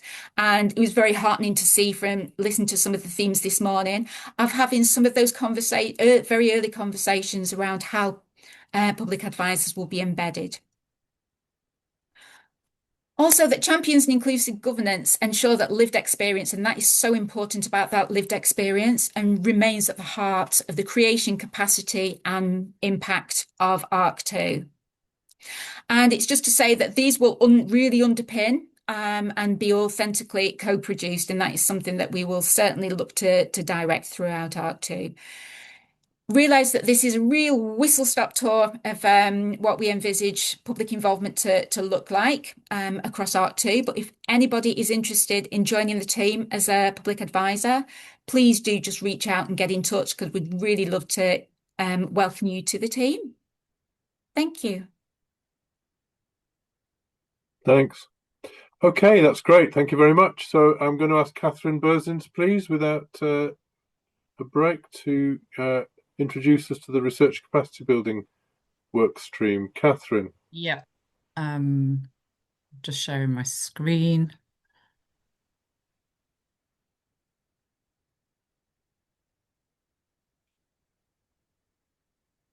Can everybody see my screen? We can indeed. Right, lovely. I was only going to be 5 minutes. But it's not a whole slide picture at the moment. It's your next slide picture we've got. Oh, right. Hang on. I'm not used to Zoom. It's just how you set it up on the thing. Just need to do it from first slide, and it should come up as long as you're sharing the right screen. You see, it looks okay to me. What should I? If you go to the top where it says display settings, right. swap. Fabulous. Do I go to? It's swap presenter, and there you go. There you go. That's it. Lovely. Thank you for that technical support. Right, yes. So I'm going to be very brief. So my name's Catherine Burzins. I'm the manager of what will become the implementation, knowledge mobilisation and research capacity building team in ARC2. And I just want to give a very brief overview of the research capacity building opportunities that we will have going forward. So as at the moment, all our capacity building activities will be linked to each of the research themes programmatic work. They will all involve patient and public involvement and all consider health inequalities.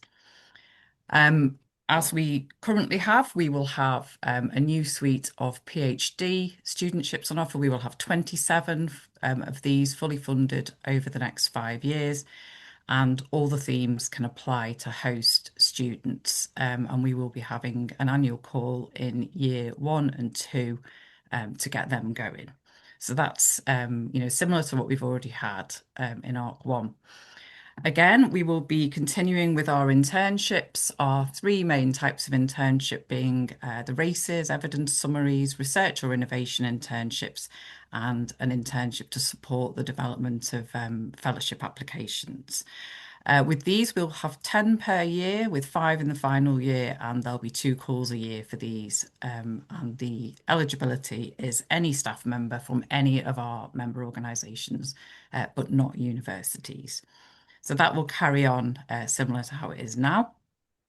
We have existing knowledge mobilisation funding that spans ARC1 into ARC2, so that carries on until 2027. The output from these internships is any kind of activity that supports implementation through knowledge mobilisation and can include external grant applications. And the eligibility for this continues to be staff from our member organisations, but also HEI staff. And we will have 3 further calls for this. The next one closes on the 19th of January 26, so that's quite soon. And then we'll have 2 further calls after that. So new in ARC2, we will have ARC fellowships. We're going to have 10 each year in an annual call. And the eligibility for this is any staff from our member organisations or HEI. So anybody who wants to apply for an external grant application with our support. So that's what they will involve. In terms of resources to support capacity building, we will continue to deliver training in research methods, knowledge mobilisation and implementation science, and we'll continue to facilitate academic supervision for all our participants, as well as the wide range of support provided by the Impact team. We will have new resources. We will have a mentorship scheme, a leadership development programme, and a researcher community of practice. And these opportunities will be open to anybody doing research within the ARC going forward. That's it. That's all I wanted to highlight. As Thank you very usual, much. they're complicated, and get in touch on this email Right. address if you want details. Great. Thank you. Thanks very much, Catherine. That's brilliant. Thanks for all the presenters this morning.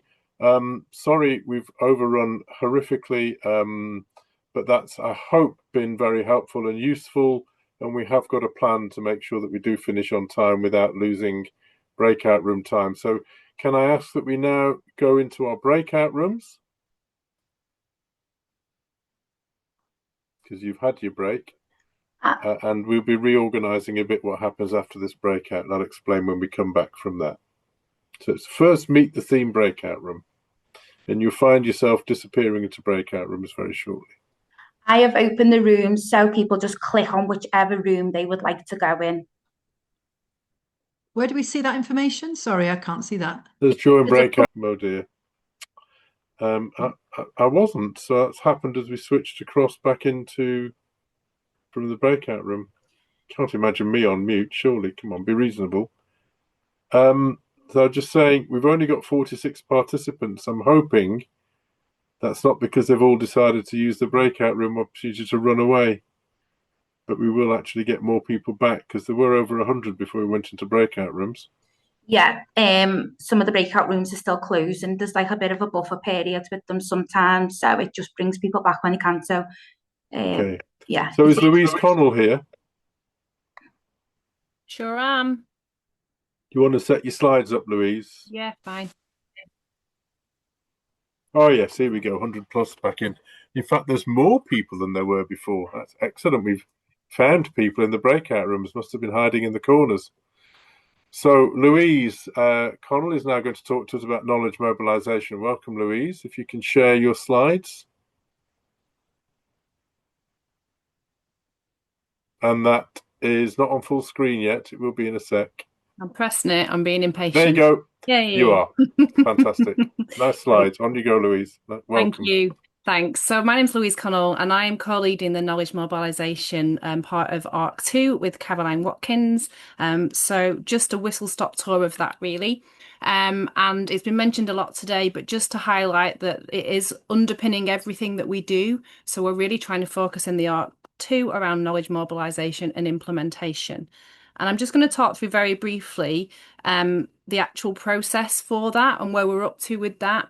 So we're using the knowledge to action framework. This is it here, but just to highlight that in the centre is a knowledge creation and prioritisation arms, which means that the public and partner priorities will be built into this process. And then we'll go through the 7 stages of the action cycle, which are the different parts that are required for effective implementation. And you don't always start at the beginning. You can start at several places and you can go backwards and forwards. And we've proposed using a couple of tools to try and help to do some of that a bit differently. So in terms of describing the context, because we recognise context is really important, we're going to use some standard implementation frameworks to help us to do that. So the Consolidated Framework for Implementation Research. And then really importantly, we've got much more of a focus on scaling and spreading and so than we've had previously. So we're going to use a tool called the ISAT, the Intervention Scalability Assessment Tool, to help with that. So I thought I'd just touch very briefly on that to give you a bit more information. So the ISAT, the Intervention Scalability Assessment Tool, was developed by Millett and colleagues, and it helps us think about when we get to a certain point in a project, often when there's an end of funding or an end of a pilot, we should think about, should we scale up, roll out or stop? And it gives us these 2 domains broad domains to think about that we'll be filling in and working on together to help us understand that as a process. So we have to set the scene to understand the problem we're trying to address, the intervention, the context and the effectiveness and cost effectiveness of the intervention. But also importantly, something we've not previously done as well, I think, is around the implementation and scale up requirements. So how the fidelity and adaptation for different contexts, who it will reach or who it won't reach, the delivery setting and implementation infrastructure and sustainability. And then by completing that together and working through that process together, you can come up with neat little diagrams like this. So a spider web plot that can help you really sort of understand and help make some decisions around prioritization, around which things should we scale up, stop, or spread out in different areas. So I thought very, very briefly, because I'm really conscious of time, just to give you an example of that, of some work we've been doing so far around neurorehabilitation online or Enroll, where we've used these tools and hopefully it'll make it feel a bit more real to you. So just to talk through Enroll, you can, if you're interested, you can find out more here. It's described here, but it's an online real-time stroke and neurorehabilitation service we provide using Microsoft Teams, using dedicated technology assistance to help both patients and staff. And it uses the existing therapy workforce. So this is an innovation which is about a pathway change and a way of delivery method change rather than a new bit of kit. And we provide multidisciplinary targeted therapy in community groups. And really important is the peer support element and sharing that within the different patients. And importantly, complements existing therapy. So it's not instead of, it's as well as. And it's these core components that together make Enroll.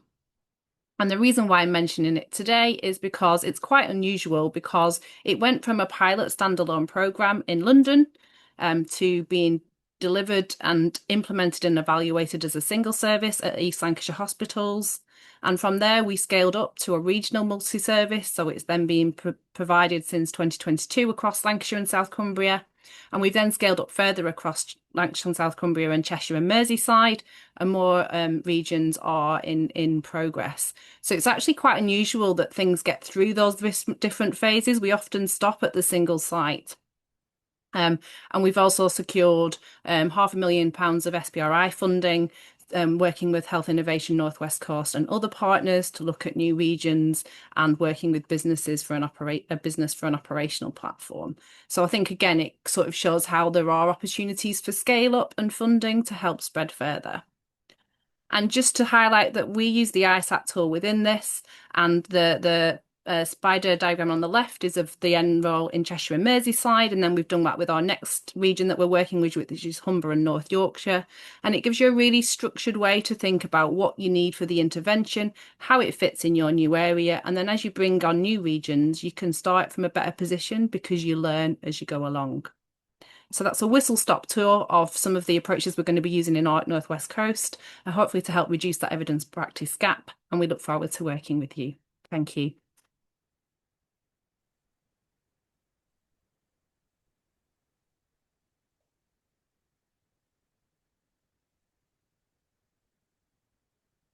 Mark, you're on mute.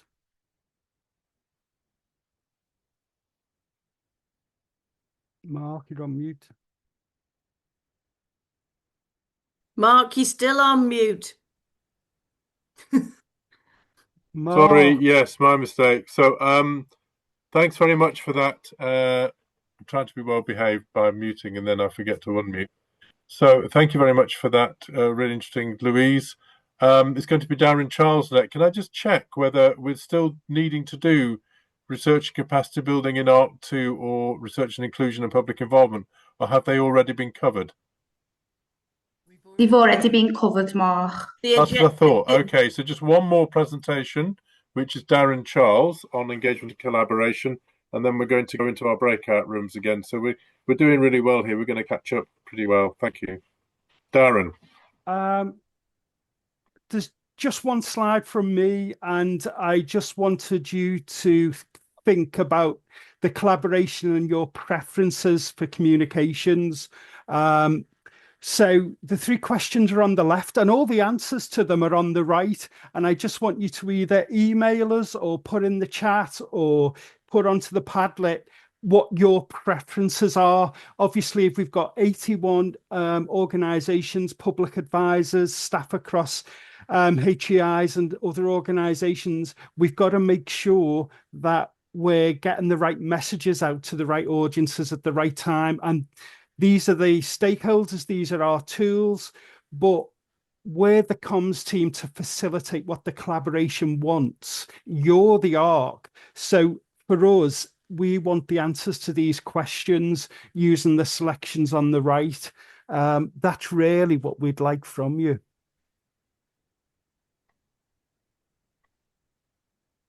I would envisage, I mean, Andy made a great point in the Evidence for Impact room, that ARCFEST could develop into a more focused event where the themes, because we've seen a lot of good things today, and there's lots of opportunities for collaboration and sharing and breaking any silos. So if those are...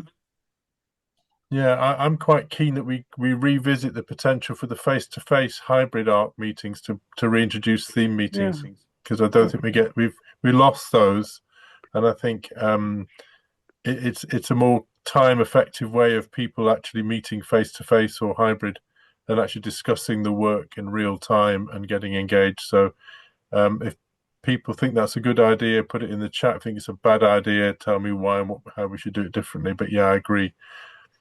Please do feel free. We've got a little, I think it's important this. So if you do have comments on Darren's challenge there, please do put it in the chat or put your hand up or just speak. I think we have to be realistic. There's 81 organisations now that are going to be part, and I want to hear what's best for organisations. I want to hear from public advisors, how they like their communications. Is it a monthly newsletter? Is it a member script? More creative stuff? And we have to balance that with resource, of course, of what we've got. So I guess what we might end up doing is a menu of resources, but maybe not as often. And then the organisations can pick and choose which are best for them and how they want to do it. But we also, of course, welcome content from our partners. It's not just down to us and the core team. This is the ARC. As I'm going to keep saying, the ARC is a partnership, and we're all part of the partnership. It's not just the HEIs or the universities. It's actually and the core team staff. It's all of us co-creating and delivering this together. And the other thing is, earlier Mark and Ben talked about accountability, and I bang on about this. Those case studies, I can't stress the importance of working with you to capture impact, whether that be research findings transition over or new projects, small projects, big projects that are happening across the themes. We need to capture those and put them in the format that London want them in. There are funders. That's what they're looking for. So my team will be looking to work with you on developing those, and I need those little hooks and insights from you to do that. Yeah, Alice has asked about Art Bites. I don't know whether they're still what they want. We had a presentation from the head of from the Department of Health and Social Care on what ministers want and what they want for ministers and politicians and senior civil servants. So we do have an approach to sort of the key 6 sentences for those sound bites that they use down in Whitehall to make sure the money keeps flowing. So that's what Darren's talking about, that communication about what differences it made, what are those impacts. We can then write those for different audiences, locally, regionally, nationally, but also for the centre, for the Treasury, which is vitally important to keep that money flowing into this work. So please do use the chat. I'm going to move us on because that's great. Thanks very much, Darren. There's Padlets open. We could add something actually on that if we can adjust the Padlet for comms. Don't give Darren and Sian a ridiculous amount of work, please. There's only 2 of them. And bear in mind, there will be a national comms team and national comms policy, as we will have a national ARC framework as well as that we'll be working to. So we will need to adjust to that. I'm now going to assume we're dropping into our next breakout rooms. Hi everyone, we're just waiting for everyone to come back from the breakout rooms. It can just take a few minutes sometimes.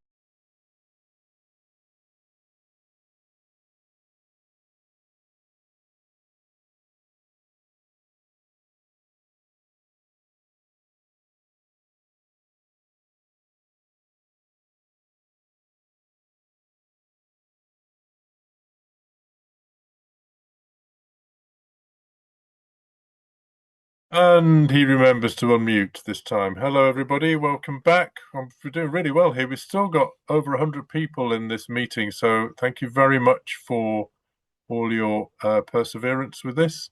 So we're now in the last part, and I'm going to combine all of those bits into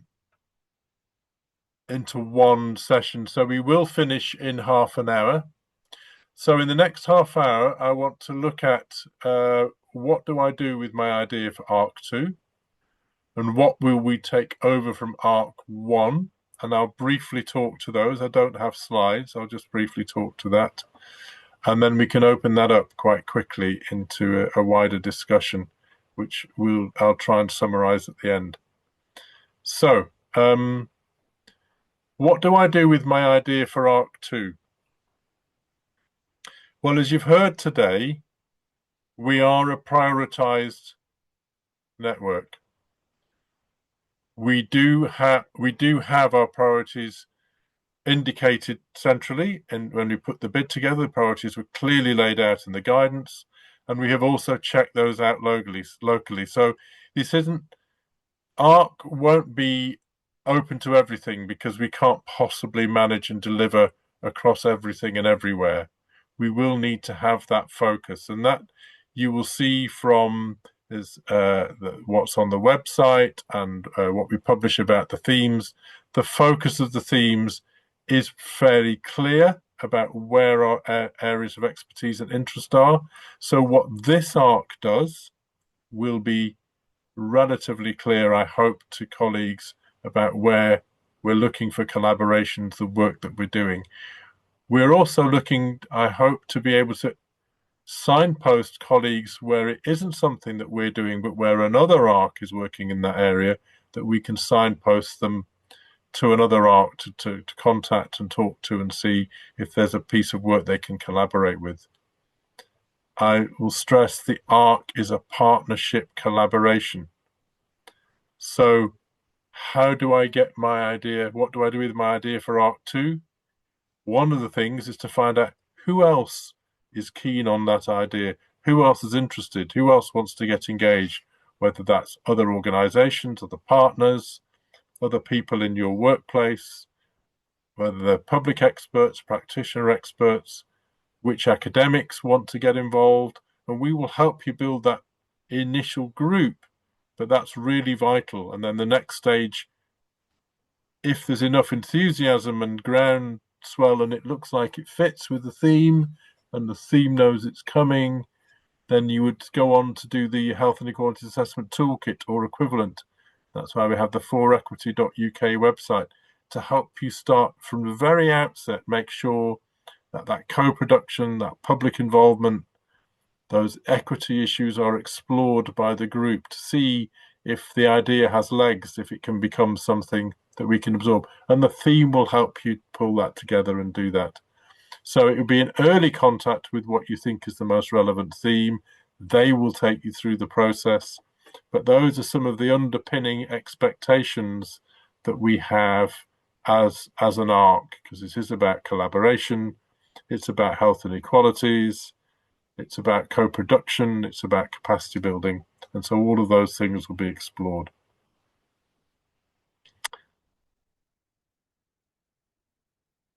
And of course, we have those networks and groups that we can help match the right people up either within our ARC or elsewhere. And don't forget, there will be those ideas that will be coming from other ARCs and elsewhere to us, for us to think about and see if we have the enthusiasm and excitement about picking something up and running with it. Any questions or comments on that before I move on to the next bit?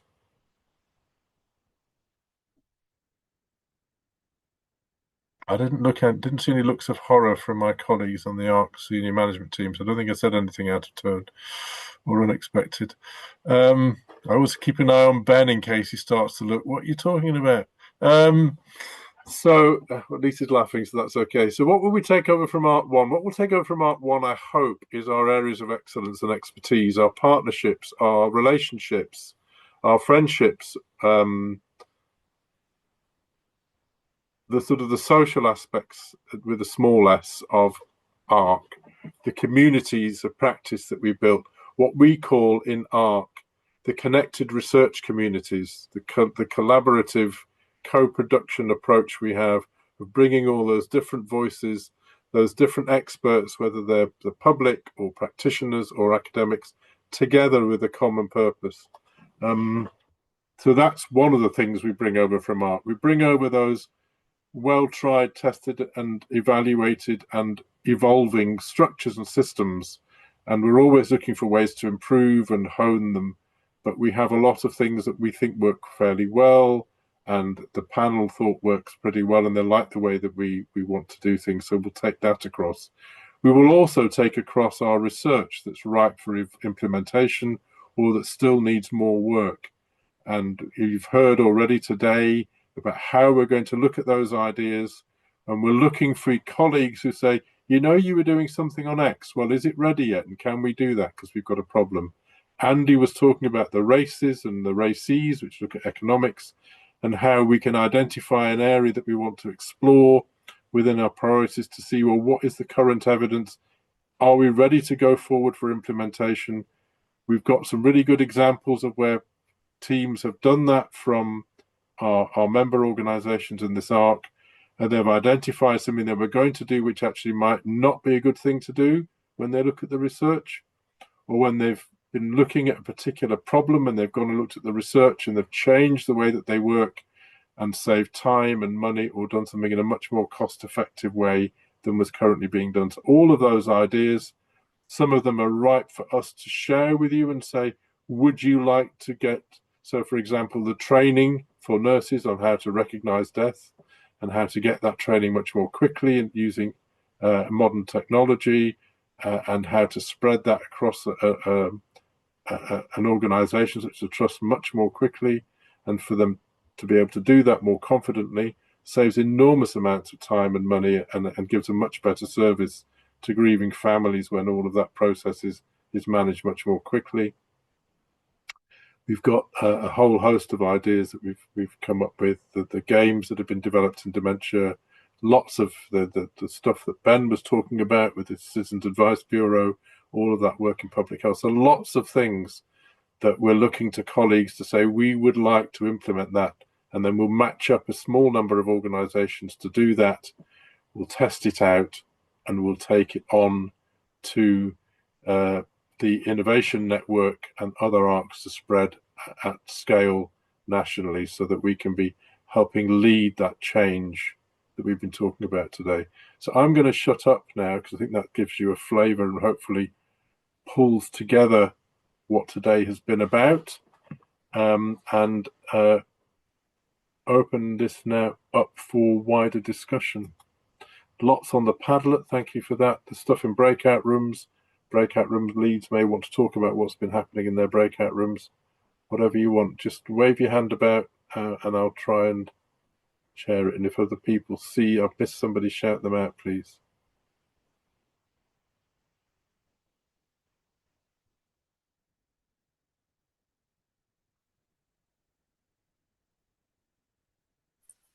Hi, Mark. It's Pooja. Bye, Pooja. Yeah, just the breakout rooms are really good. It was really good to meet people who've kind of been part of this process for years and years, and to hear about how it's evolved and how it's built, and also some areas where some of our public advisors have given some really good insights about how we can continue improving as well. So I think already, just with a few minutes in a breakout room, you can start to see how we might develop some of these ideas into, some more ways to work with communities. So that's been really good. We had some really lovely feedback about how much the day's been enjoyed, and how brilliant the speakers have been and the information. So just wanted to feed that back. Good. I think Kirsty's got a hand up. Kirsty. Oh, thank you, Mark. Yeah, we had some really great discussions. Loads of people came to our breakout rooms, which we were delighted by, and that's the women's health one. So just a question to you or to the wider sort of ARC group: what's the best way for us to link up with the people that came to those breakout rooms after this meeting?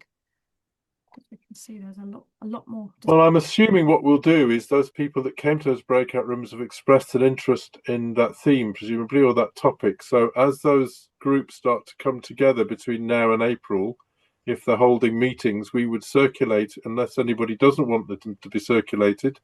I'm assuming they don't mind, that we let the theme leads know who came to those breakout rooms. So as and when you start to hold meetings, such as the one that Clarissa was talking about in January for the social care theme, we'll add you to the invite list.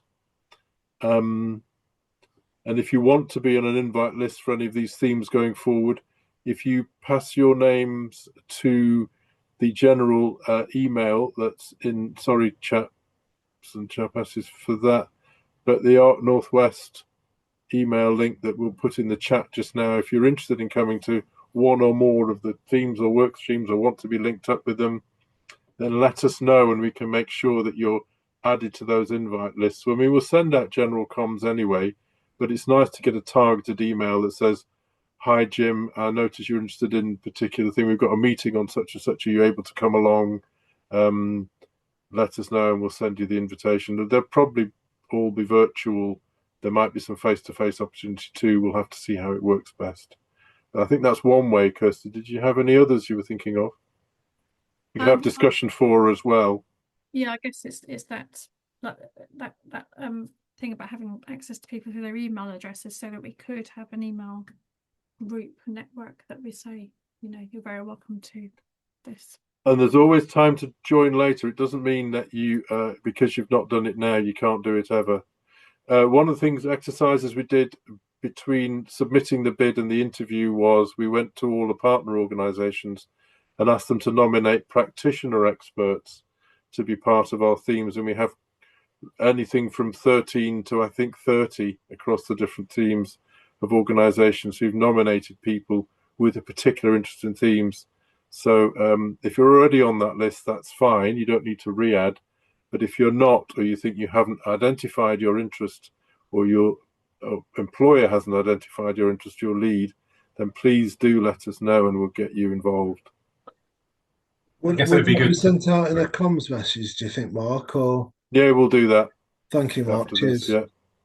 I guess it'd be good for us to think about how we share all that information on the sort of contact details of all the different people that have expressed an interest in different things, with all the theme leads and co-leads. Internally, you mean, not on an open platform? Yeah. Internally, yeah. yes. So everyone knows who they can invite. Yeah, absolutely. We'll do that. We'll probably that spreadsheet we've already got a spreadsheet with those names and addresses on. We'll just keep expanding that. We've already got one that Debs is managing, so we can put them all on there. So just let us know whether you're a professional expert or a public expert or a community organisation, and then we can add you to that list and who the contact is, how to contact you. Darren's put in there clarification about the ARCFESTs, and we are just releasing the dates of those for the first year. We've had some consultations around that over the last year or two, and people do like the face-to-face. It is expensive running a hybrid, and we weren't allowed to do them this year for a variety of reasons, because of our funding, but also because NHR and the current financial constraints didn't think it was good for us to be renting expensive outside venues. So we're going to try and use free ones where we can, but we will have 3 ARCFests a year, probably April, September and December seem to be the favoured dates. And it's likely to be that the April and September ones will be hybrid, so with a face-to-face venue, and they will be sort of the longer ones. and then there'll be a shorter December catch-up, which will be online a bit like this. So an extended morning rather than a whole day. But the whole day is probably going to be arrive for 9:30, start at 10, finish at 4. And I think there's been some enthusiasm today for having some theme meetings reintroduced to that as well, and some other things, as well as some targeted, focused topic areas that we focus on in those face-to-face meetings. So, and some or all of the themes will also be meeting intermittently through the year, probably online if that's appropriate for the way that they're working. We're going to be talking about that as themes this afternoon, and then onwards about how we do that.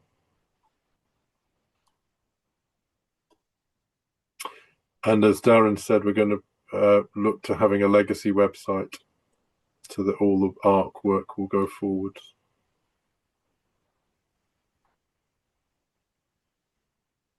Andy's put a link into the races and races if you want to see what other people have been doing over the ARC. There's over 100 of them as far as I know. Andy may want to comment on that. Yeah, there are over 100 of them have been completed, and there's another about 40 or 50 in process at the moment, and there are links to all the outcomes from it, so people can pick up and just see the evidence and what quality it was within there. There's lots of other resources there as well associated with health equity, our training, and so on there. So it's a real good resource. Thank you. Anyone else? This is your chance. Anyone from the breakout rooms want to comment on what the discussions were? Otherwise, we won't know, really.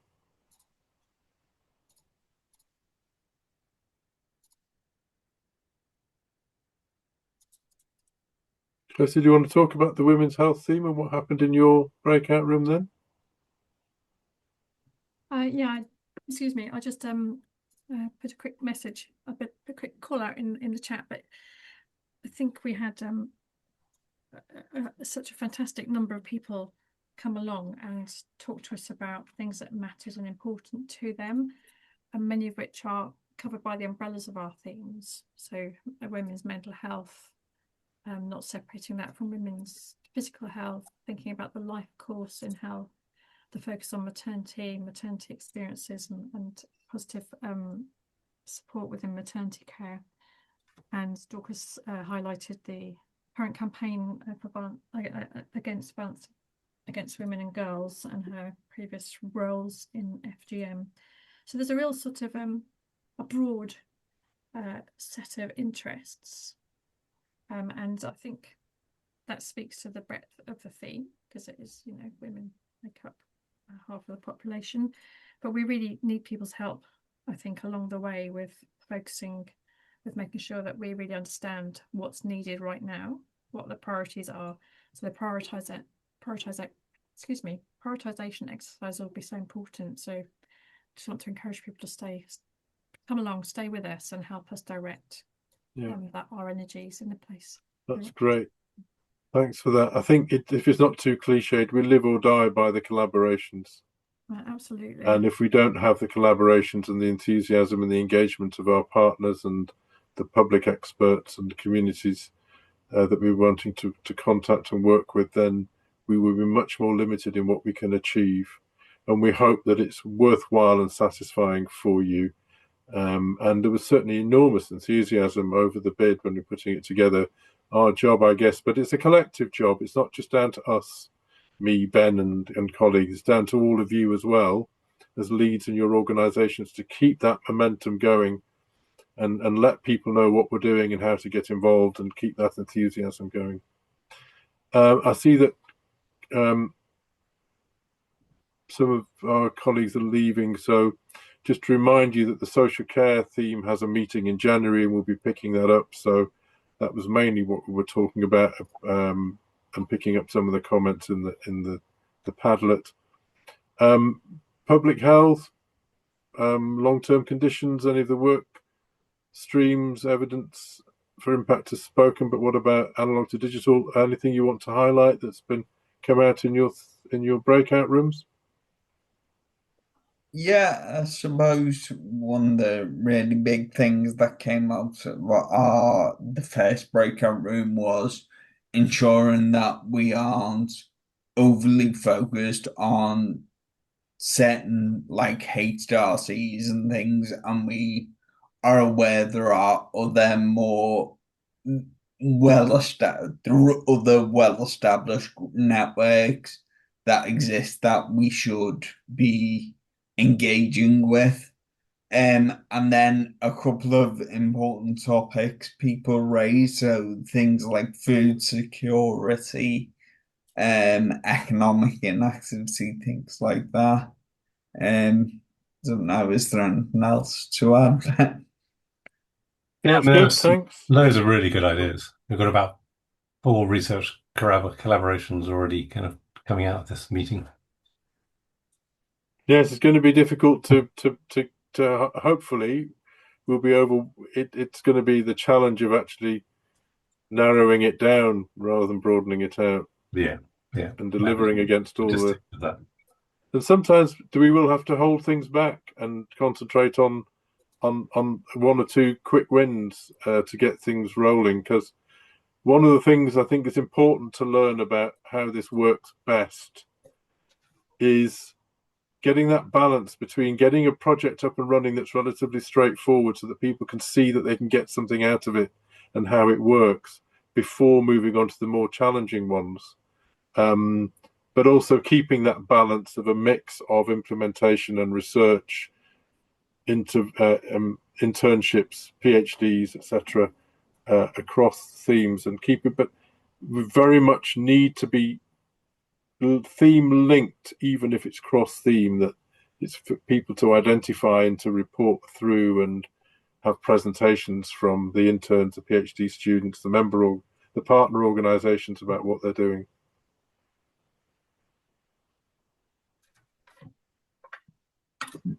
Those are some of the key lessons we've learned from Clark and ARC. Any other of our breakout rooms want to report public involvement or one of the? Yeah, I think there was 3 Usman?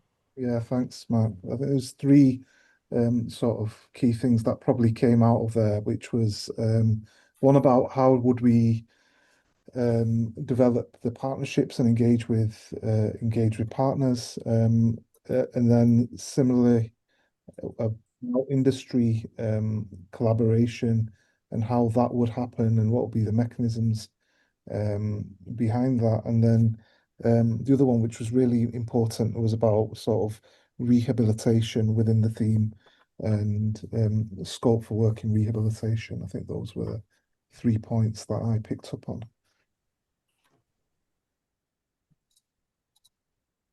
Thanks very much. I was just answering Mark, it's your innovation lead. Is it 7? Who's going to be your link from your ICB, I think, is here. You have a research and innovation committee, and it's the chair of that who I think is the link at the moment. Sure. Great. Anybody else? I don't know. It's Louise, Caroline still here? Yes, I'm still here. Of course, I'm still here. Oh, which one? Oh, both Carolines. Caroline Swarbrick, I think, and Caroline Watkins, and Louise Connell, and then perhaps Ian Buchan, and then maybe if I've missed anyone, jump in. But yeah. We didn't actually have a breakout room designated to knowledge mobilisation. Did you pick up stuff from the breakout rooms you were in about knowledge mobilisation, or did you talk about other things?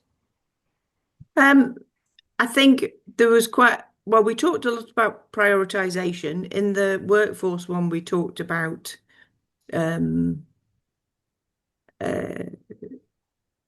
how we might look at supporting carers and the challenges that there are with those things, and what evidence there might be for those things, because mostly the focus is on how you sort out the people with the problems. Absolutely. So absolutely, there's a small part of a small grant that development grant at the moment looking at carer workforce and supporting carers who are unpaid carers to stay in the workforce if they're working, and how employers do or don't support them, and also how we support the carer workforce to be able to stay in work. So that's hopefully, if we get this development grant right, there'll be some funding coming in for that, for a program grant from next year. So that's work that's ongoing with national collaborations. So Heather may want to come in as well, and then we can go to Caroline, Ian, Louise. And have I forgotten anyone? If so, chip in. Got 5 minutes, so no pressure. So if Heather's not here, Caroline Swarbrick, do you want to just... Yes, of course. Yeah, I was going to say I think Heather's had to go to another meeting. But yeah, so in terms of the public involvement, am I okay to sort of share the national Yeah, of course. Yeah, okay. So Mark was talking about that there's going to be sort of the national PAN collaborative, which will be led by University of Manchester with Yorkshire and Humber. In terms of public involvement, we've certainly thrown our hat into the ring in terms of leading that. And it's looking that we will be sort of in collaboration with East Midlands. Is that right, Mark? Yeah. Yeah. East Midlands ourselves with Peninsula as well. So yeah, so I think this is kind of certainly work in progress at the moment, but I think it's, in terms of raising the profile of public involvement, I think this is really, really key and a really exciting development. And I think also it helps us in terms of one of the things we were talking about before, in terms of how we collaborate and work alongside other public advisors. It really provides that platform to be able to have sort of more of a national collaborative of public advisors. So yes, I've got lots of ideas going through my head at the moment, but yeah, just really exciting opportunities ahead. Great. So Sarah's been putting things in the chat. Thanks for that, Sarah. Did you want to say anything, Louise? No, not particularly. I mean, I think I was in the evidence for impact breakout room one of the first time, and there was lots of discussion about the overlap and how they might all feed together. So I think there's lots of will and there's lots of positivity, and it's kind of now to think about how we actually make that happen. Is Ian Buchan still with us, or anyone from the analog to digital? Anyone who was there? Okay. Looks like that, but please do go and look at the Padlet. Okay, I'm not going to spin this out any longer. Any final thoughts from anybody? Apart from thank you very much and well done. I thought I'd say that to myself. But joking apart, can I reiterate in public and recorded how grateful I am to all the hard work and effort that everybody has put in coming together to bring this ARC2 together. I hope you've been able to see what we've been doing and gain an impression of what we've been doing, and I hope you've been impressed. I think the London panel was, but it's work in progress. This is a living thing. We were deliberately only really pinning ourselves down in any sort of detail to the short-term objectives so that they could see what they were. We have outlines for medium and longer term objectives, but it's your work, your input that will pull that together and make it come alive and make it real and make it happen. God, how many cliches can I get into one sentence? It's really good. I think it's time to wind up now. Seems to be lots of positive things coming in the chat. So happy Christmas to you all. Looking forward to working with you. It's a really exciting time. Thanks again for everybody's efforts, hard work. Thank you for coming today and being patient and staying to the end. Looking forward to those collaborations. Good to see you, Michelle. We're going to need to talk about the capacity building and link you up with the capacity building team if you're not already. All the best, everyone. I see people have found where the clapping hands and thumbs up are. Well done. See you all soon, and I'm going to finish early. You never thought that was going to happen.